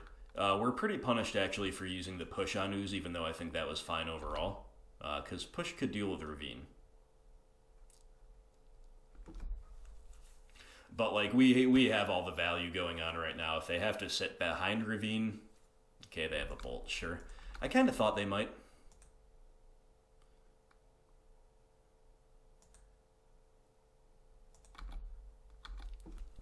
Like, if they're sitting behind Ravine as blockers, then we're just accumulating removal in our hand and continuing to make a board presence with Oko, right?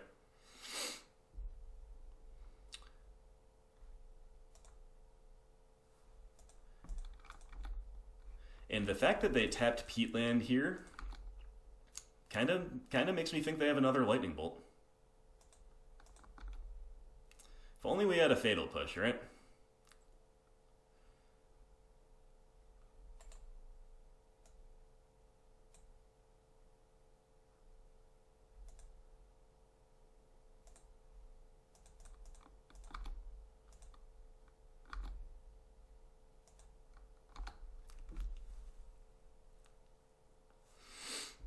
They sure do. Oof. Oof.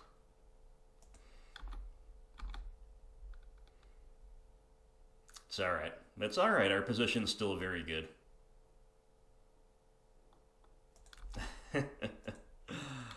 Oh, Raging Ravine.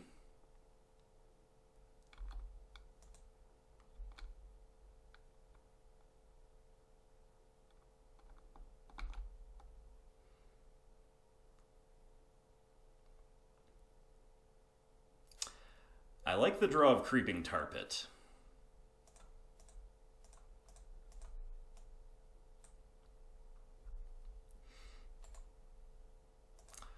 Probably fairly tilting for the opponent here.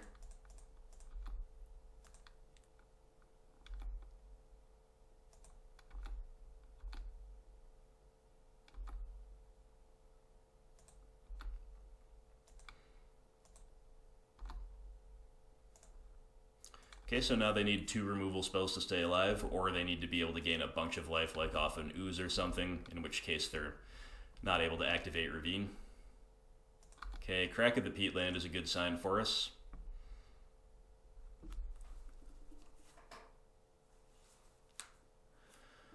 Bloodbraid Elf.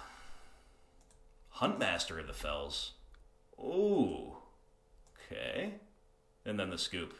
Yeah, I guess we could beat it, but yeah, that's a form of life gain, I guess, that was not on my radar. So they would go to 3, make a couple 2/2s. I mean, Creeping Tar Pit just beats it still. So, good. Good game. That was a match that it didn't look like we were going to win, but we were able to handle the stuff as it came up. Pretty cool. So I think our best cards are going to be Nissa, Pulse of Marasa, and Kalidas. I think Plague Engineer is fine, and I'm not too interested in much else.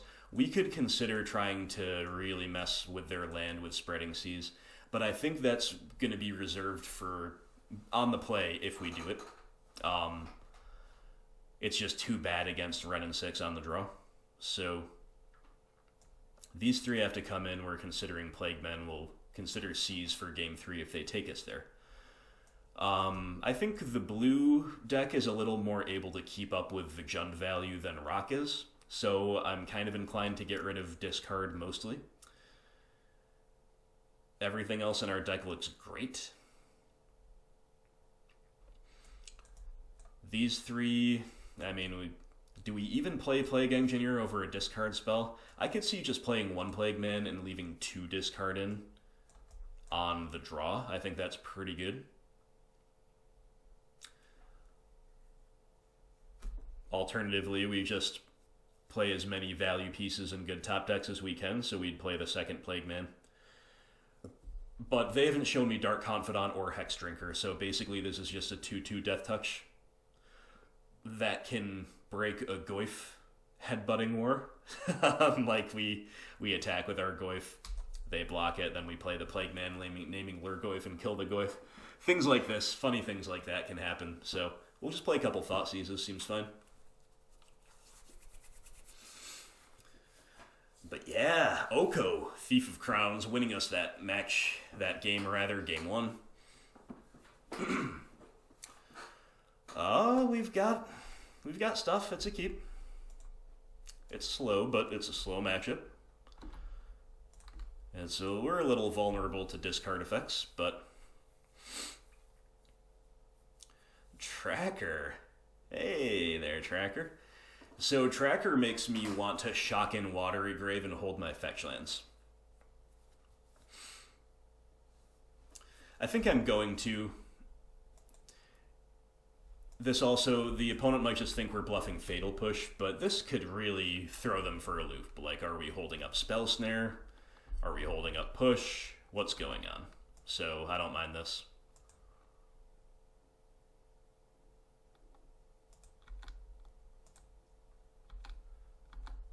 I don't think we showed... Did we show them Thought Scour? No, that was Tron, where we recently cast a Scour. Okay. Ooze is actually good against our turn 1 Thought Scour plan, but that's alright. Wow, we mill 2 really good cards, Oko and Fatal Push. That sucks. That sucks.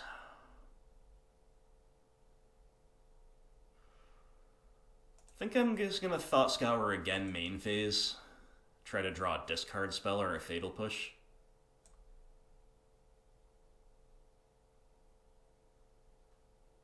No.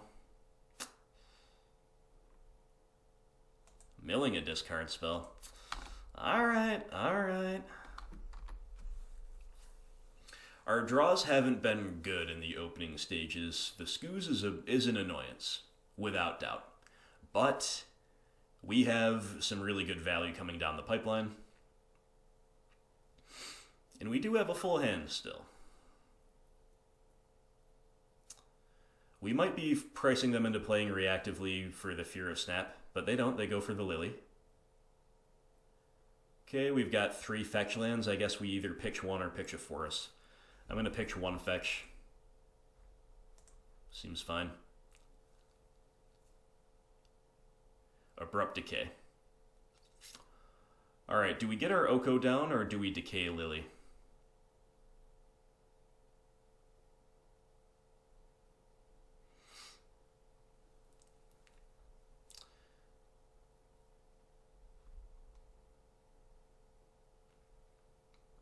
I don't know. It's a tough call. I'm going to Decay the Liliana. There are many, many reasons not to. Namely because I think we probably have more, like the ticking up might hurt them more than it hurts us. It's going to really suck if they have another Lily. And like deploying our Oko, getting some value is fine before their board gets too big. But I think I'd rather try to protect the Oko with like Kalitas and Tracker. This is a game where I'm going to cast Oko mid-game rather than on curve, in other words. I was also afraid of Bloodbraid Elf, but clearly they don't have that. So if they had a Bloodbraid Elf, I would have been happy with the play. Because they don't, yeah, they kind of wish I played Oko, but you could really go either way here.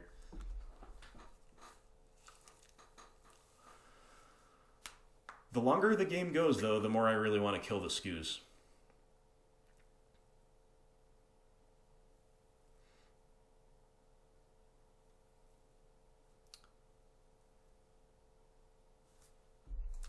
Fetching second main. Okay.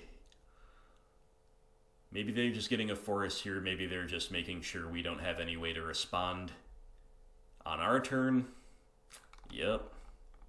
They don't want to get caught with their pants down in regard to Skoos. Aha, it's the Huntmaster. Okay.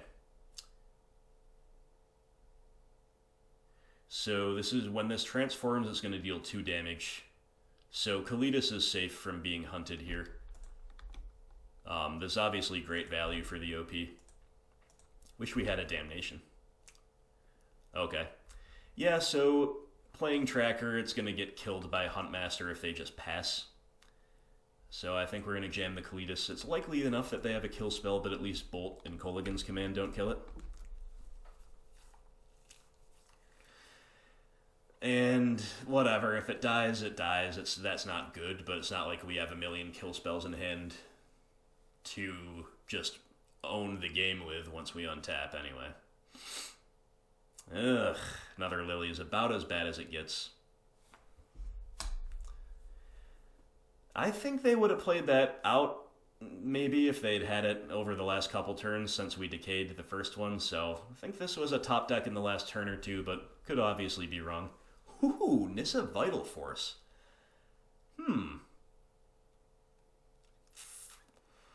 That's very good, but it does just die on the crackback. I don't think we can afford that.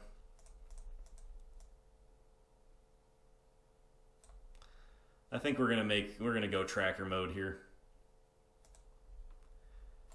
We need to make a blocker too.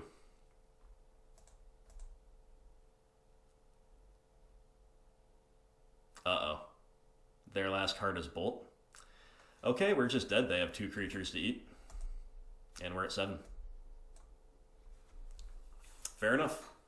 Yeah, that was a tough curve out to handle. They had a lot of value, a lot of disruption, and they had an aggressive stance.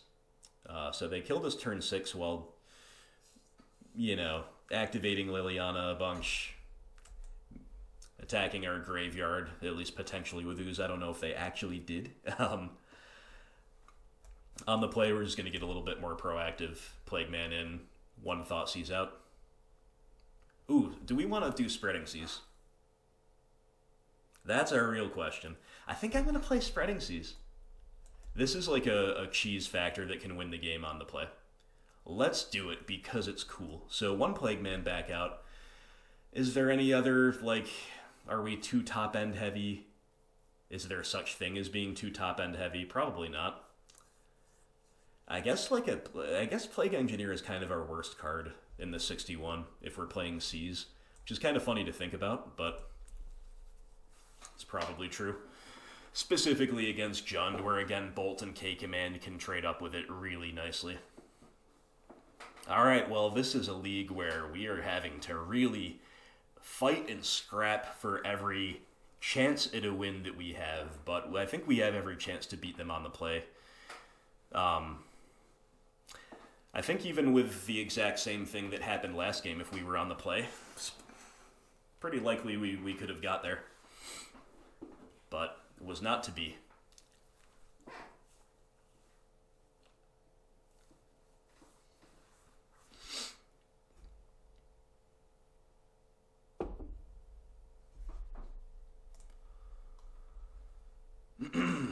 Wow. It's a nice hand.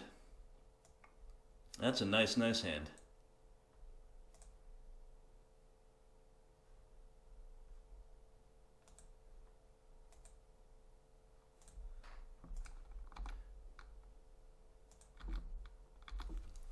Hope they play like a Raging Ravine turn 1.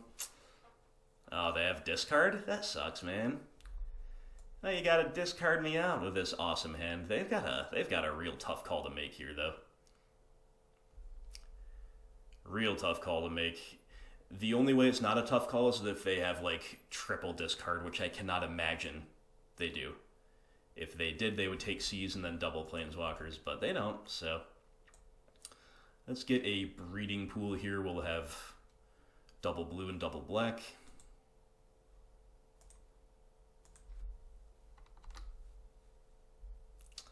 And we're going to seize you out, my friend.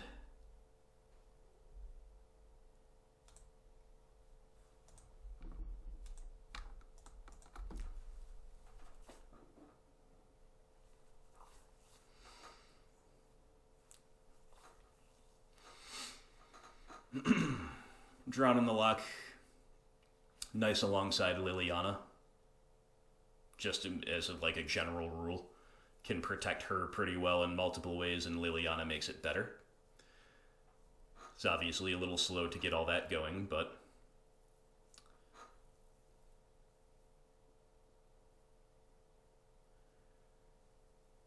what I would really have loved to see was our other spreading seas. That way we could have, like, if they say fetch land go, we could play Liliana, or if they play like a tap land, we could seize them out even harder. But with only 2 in the deck, that's obviously unlikely. Looks like they're going to say fetch land go, but looks like they might also be considering a play. Yeah, they're going to go for the play, so they're risking the seas. Risking the wrath of the spreading seas. Stomping Ground. So it's a green creature they're going to play, and it scoos. Alright. We get to edict that. We've got a bunch of kill spells in hand. But it's got to be better to get Lily down.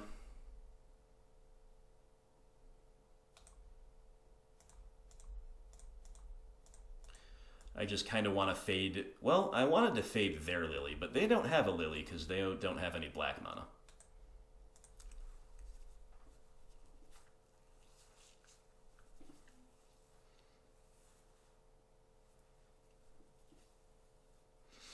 They have to bolt Lily. That's pretty good for us. Ooh, and they're on a 2-lander. Let's draw our other spreading seas. No. Really sucks to have all these reactive cards in hand. Like, we had a hand chock full of value last game, and we couldn't quite get going. They were too fast and too even on value for us to get going. So now, like, we need a portion of that value to be found off the top. We need a tracker, we need an Oko, we need a Nissa, we need things like this. Or we need that other Seas. Asking Ye shall receive Tireless Tracker. Perfect draw here. Going to allow us to hold up. I guess Drown in the Lock is the best one to hold up if we can only hold up one. So that's what we'll do. And we only have 1 green source, actually, so we couldn't hold up Decay even if we wanted. There we go. There we go. Let's not count the opponent out just yet, though. They have a full grip.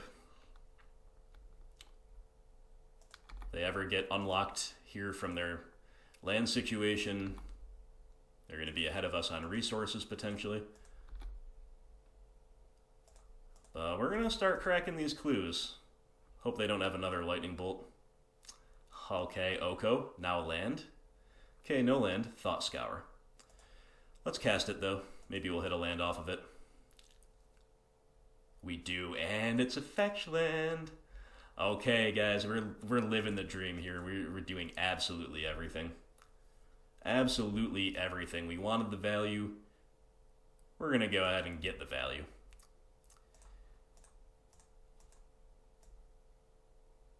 Now we're holding up Decay and Drown in the Lock and Clue. Whew. You can make elks into or clues into elks. That's kind of cool, but we're not going to do that. We're playing the value game.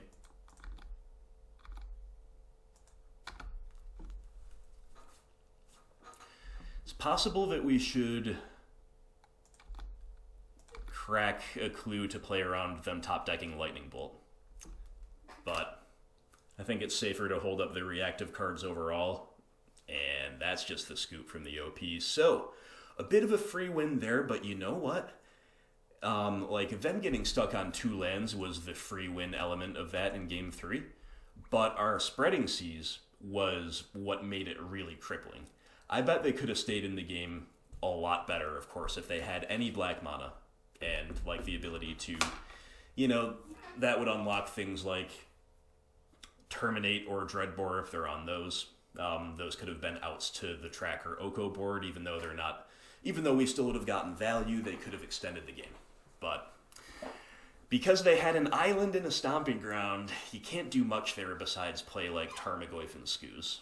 We dealt with the Skoos, and then we took over. Awesome. So this has been an intense league. Every time I play SultaI for a donation league, it's like a 3-hour-long league. I don't know if it might be about 3 hours by the time we're finished. I don't know how long we've been going yet, but feels like it's going to be another long league when it's all said and done. But it's all kinds of fun, guys. We've been having fun. And we have come back. We've run through some really tough matchups, and we've come back from them. And we're 2-2. Feels great. Opponent will mull. Should we mull? Double Fatal Push Inquisition is kind of like an amazing spread of Game 1 stuff. And we are on the draw, so we're likely to hit land drops. That said, I think Fatal Pushes could be dead in Game 1s as well. It's like our highest variance card in Game 1. So let's do the sensible thing and throw it back. Okay, this is a fine 6. We're going to bottom chase. We're going to be a little sad if we're against an aggro deck, because we will have bottomed our best cards in favor of some painful stuff. Thoughtseize and Peatland, pretty painful. Carrion Feeder, so I guess this is Crab Vine or something else that's graveyard oriented, graveyard facing. Much respect to the opponent for the old printing of Feeder and this Odyssey Swamp. Good taste, my friend, good taste. Alright, so Tarmogoyf is a pretty good card in this matchup. I don't know how good the rest of our hand is, though. Oh, we're against a Smallpox deck? Alright. Taking Smallpox, obviously. That would have been a beating. Okay, I don't really know what to expect exactly here. Castle Lockflame a little scary against us. They drew another Gravecrawler. So right now they're just kind of going wide. To reasonable effect, considering how small our Goyf is. So they could realistically just kind of aggro us out here. But I think we're still supposed to play the Goyf. We can kill Carrion Feeder in 2 turns once the Tar Pit untaps. Or we can draw a blue land off the top and kill it right now.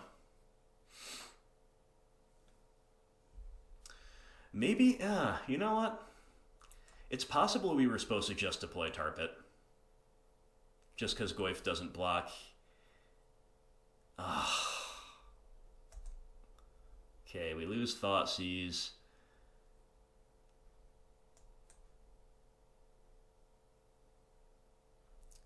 We lose Goyf. That's terrible. That's terrible. And we lose Peatland, I guess, because we can't afford the pain. Ugh. Oh, man.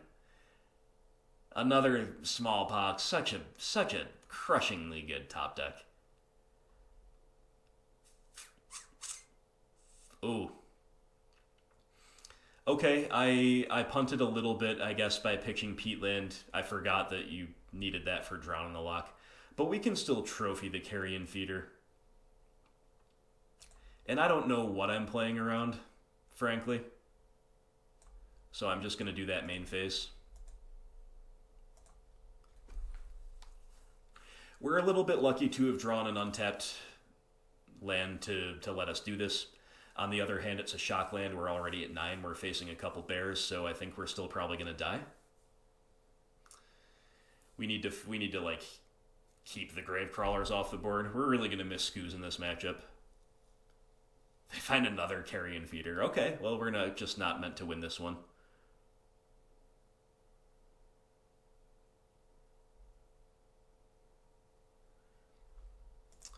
Just not meant to win this one, where you get to deal with Feeder and then they get to put us to 1 with recursive threats.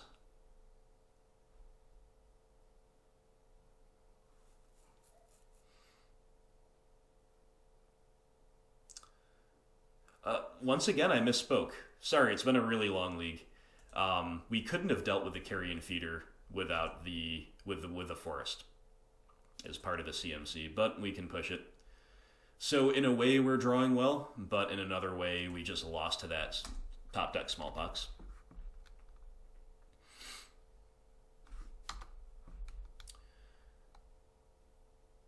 I don't know if we have any outs, like Maelstrom Pulse is probably it.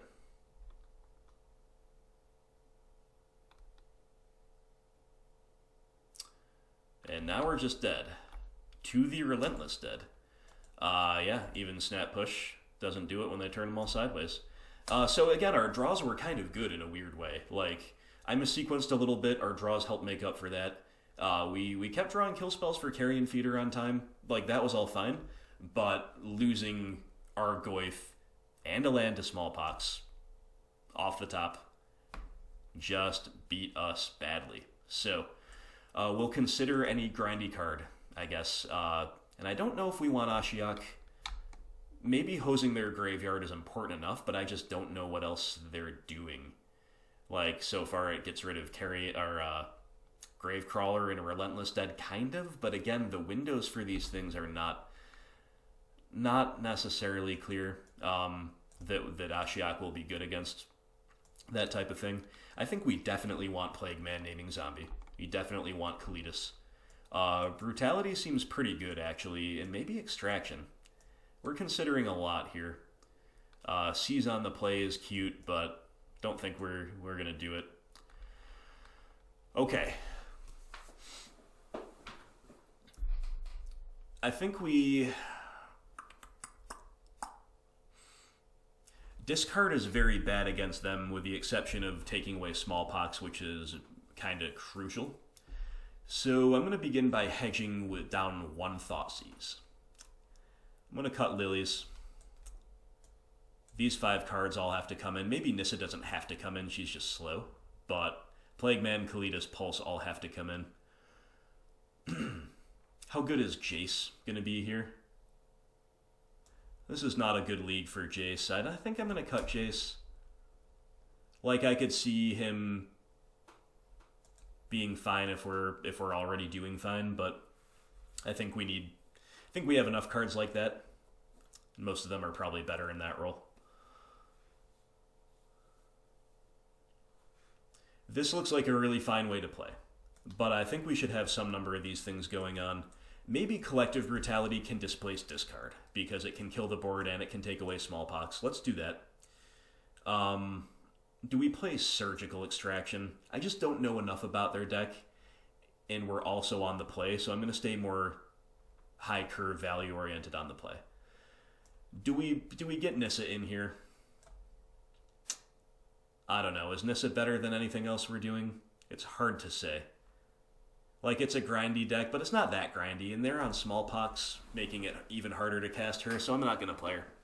We'll see how this goes. I think our sideboarding's quite reasonable, considering all of the factors I just laid out for us. But who knows? We'll see how it plays.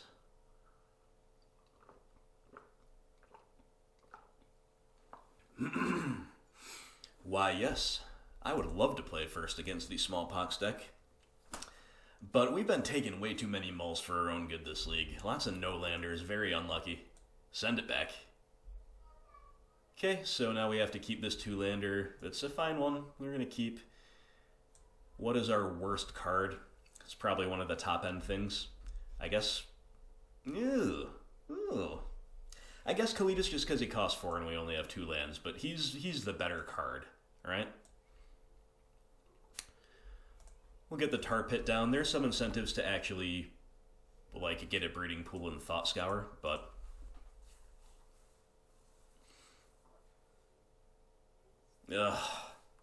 Ugh, the turn 1 Thoughtseize is brutal right now.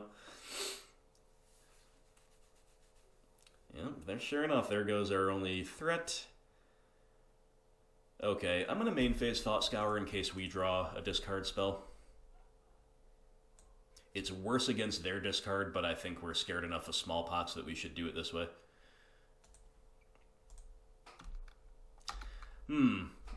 I played Catacombs to conceal information, but that's actually kind of worse against Smallpox, because then we'll be priced into probably sacrificing Tar Pit, because we need to get green.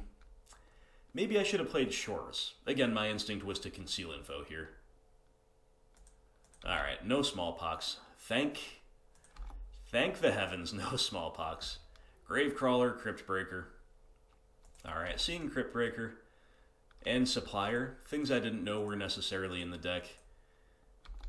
We need to draw Plague Engineer, and that's what we need to do.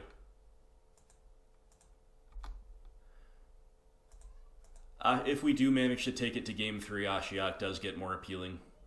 I will say that. Again, with Smallpox, you don't know exactly how deep they're going into that tech.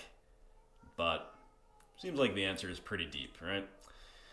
So, we're just not really doing anything. Drown in the Loch is our saving grace here. We can counter things with ETBs. Not anymore, because they have Cavern. We can counter at least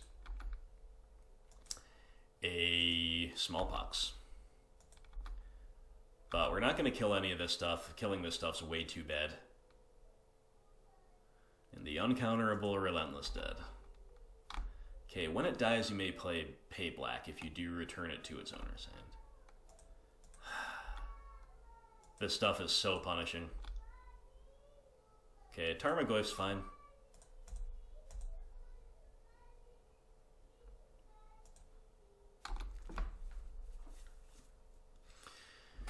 Yeah, we like Tarmogoyf here. They still have, like, good attacks just into us, but Tarmogoyf is fine. Again, we really miss Scavenging Ooze in these types of matchups. The opponent hesitated on the end step. That makes me think they have a Fatal Push, and they were deciding whether to push on the end step or to... which would make them go shields down with a Relentless Dead, or to just untap. Undead Augur, sure. We're getting wrecked by mono black zombies right now. Oh man. This seems like a really tough matchup, specifically for SultaI. I'm gonna block Relentless Dead. Oh, no I'm not. Menace. Okay, I'm going to block Gravecrawler.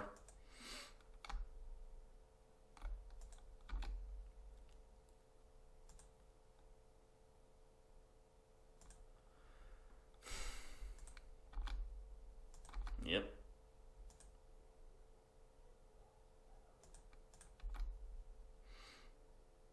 And then they do nothing. They don't... Ah, man. I thought they would replay the Gravecrawler, so I'm a little bit punished for all this. And, you know, it's kind of 6-1, half dozen of the other, right?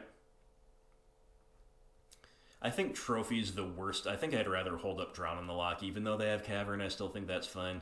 So we're going to Trophy the Augur. I maybe should have trophied the Augur before damage.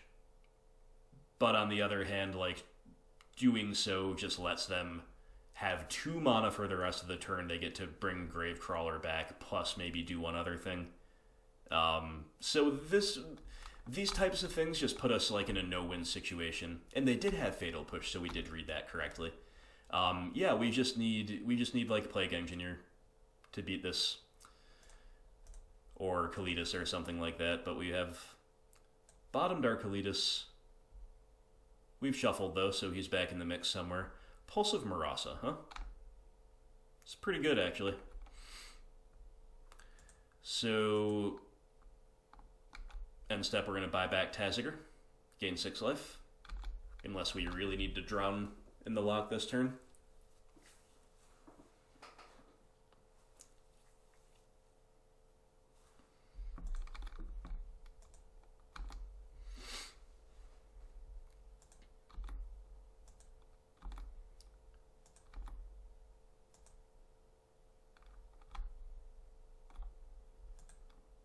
Yep.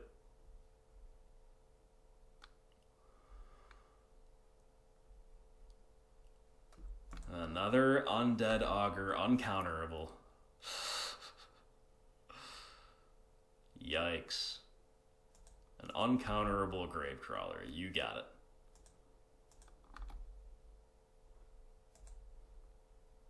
Yeah, it's got to be Tazzy here. That's a good draw. Pulse of Marasa coming in the clutch here. We get a 1-mana Taziger next turn. We'll take it from there. Breeding Pool? Sure. That means we get to hold up Taziger's activation. Or it means we get to Pulse Undead Augur. Maybe we have to Pulse Undead Augur because just like makes their attacks too good. Sure.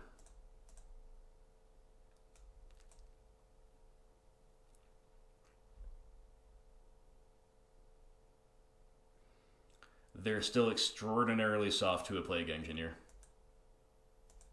Maybe Taziger can buy us sufficient time to find one. So we're returning non-land cards of an opponent's choice. So what are the non-land cards we are least interested in having? Probably Tireless Tracker. I think Tarmogoyf would be a fine one to buy back. So maybe Tracker. And we want to, like, if they give us... Alright. Pulse. Thought Scour. Trophy. So right now they can give us Scour, Decay, Goyf, Push, Pulse. What's the least impactful of those? Maybe just Abrupt Decay?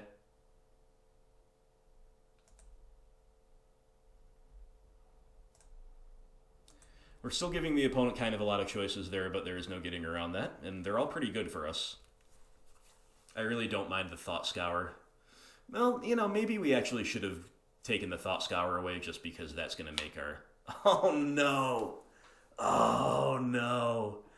BTFO by the Smallpox. Okay, we're not scooping because we can still draw Plague Man, but we're basically just dead and buried from a value perspective. This matchup seems miserable. Miserable. Specifically for SultaI. If we're on Rock with Skoos and 4 Plague Men, like in my recent 5-0 list, then different story. But, oof. Don't get me wrong. Opponent's deck is super cool. We love the opponent's basics and everything like that. But they just got us. I'm going to give them the GG, well played. If I could spell.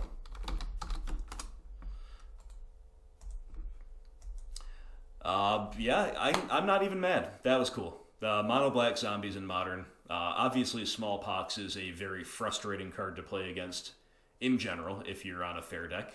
But leaving that aside, we'll overlook that and just marvel at how the opponent just absolutely destroyed us with mono black zombies. So, guys, that I think everybody watching this can agree. If we're being objective, that was a really, really tough league on the side of variance. We ran into the 2 best decks in the format, both of which are kind of bad matchups for mid-range in general, and specifically where SultaI isn't really where you want to be compared to other BGX flavors. That was Urza, Simic Urza, and Amulet Titan. We then ran into Tron, which is the mid-range killer historically, and where admittedly the blue does help us out a little bit more with Stroke and Spreading Seas. We then ran into Jund, which admittedly is a good matchup, I think, for SultaI. I think SultaI's got a ton of value against mid-range decks. Very happy to have been on SultaI as opposed to like Rock when we ran into that Jund deck. And then finally we ran into mono-black zombies, mono-black smallpox zombies, which curved out really nuttily against us, and also where our blue splash is looking a little bit poor compared to being on straight green-black Rock, where I'd feel a lot better against that deck. So all of this is by the way of saying I am very, very high on Matthew's list here. I think this is a great way to play the Bug color trio in Modern. Very convinced by that. The list looks awesome on paper. I really like the numbers of everything he's doing. I really like everything that it's up to, and you can see how our league was a little bit rough than the old variants, and we still came away with a 2-3. Even in the toughest matchups, we still really came close. We took them to game 3. We were in most games. And then the mono black zombies, not something you should factor in to deciding what deck to play. It's a fringe deck, it's a pet deck, it's a brew, and hey, more power to the opponent, but that's just kind of a one-off thing. That'll just happen. So yeah, a little bit of a tough one here, a little bit of a tough one in terms of the result. But I think it was a good showcase for the deck. I think it was some fun gameplay. I still had fun, you know. We don't need to 5-0 or 4-1 every league. We can still have fun going 2-3. And when our floor for all the bad things kind of happening, you know, a lot of mulligans plus the other things I said, we still come out with a 2-3. I'll take it, guys. I'll take it. So thank you once again to Teddy Kaiser for loaning the cards. And thank you so much to Matthew Dika. If I've got your name anywhere close to correct, my friend, I'm happy, for the very generous support of the channel via funding this donation league. Thanks as always to all Patreon supporters who do make this content possible. Link to that is in the description below if you want to help me out. I would dearly, dearly appreciate it. Other ways you can help me out is stick around and watch the ads as they come up. The channel's been monetized for a little while now. That's a nice little supplement to Patreon as far as this being a secondary income for me. So, you know, check out the ads, really. Advertising is not everybody's cup of tea, but it does make the world go around in some ways. And then beyond that, you can like, you can share, you can give me the thumbs up, you can comment, you can subscribe to the channel. We're almost at 2,000 subs. If you haven't already done that, please do so. And spread the word, you know, tell your friends. If your friends like Midrange, they might like my channel. I dare say they probably will. So thanks again to everybody helping me grow. You know I'm here for you. You know I'm here. I make myself really available in the community. I really spend a lot of time talking to my Patreon supporters who reach out to me, especially of the Veil tier one-on-one coaching. All this stuff, I'm always active in comments, Facebook, Discord. It takes a lot of time, so I appreciate the support, and I appreciate you watching this content.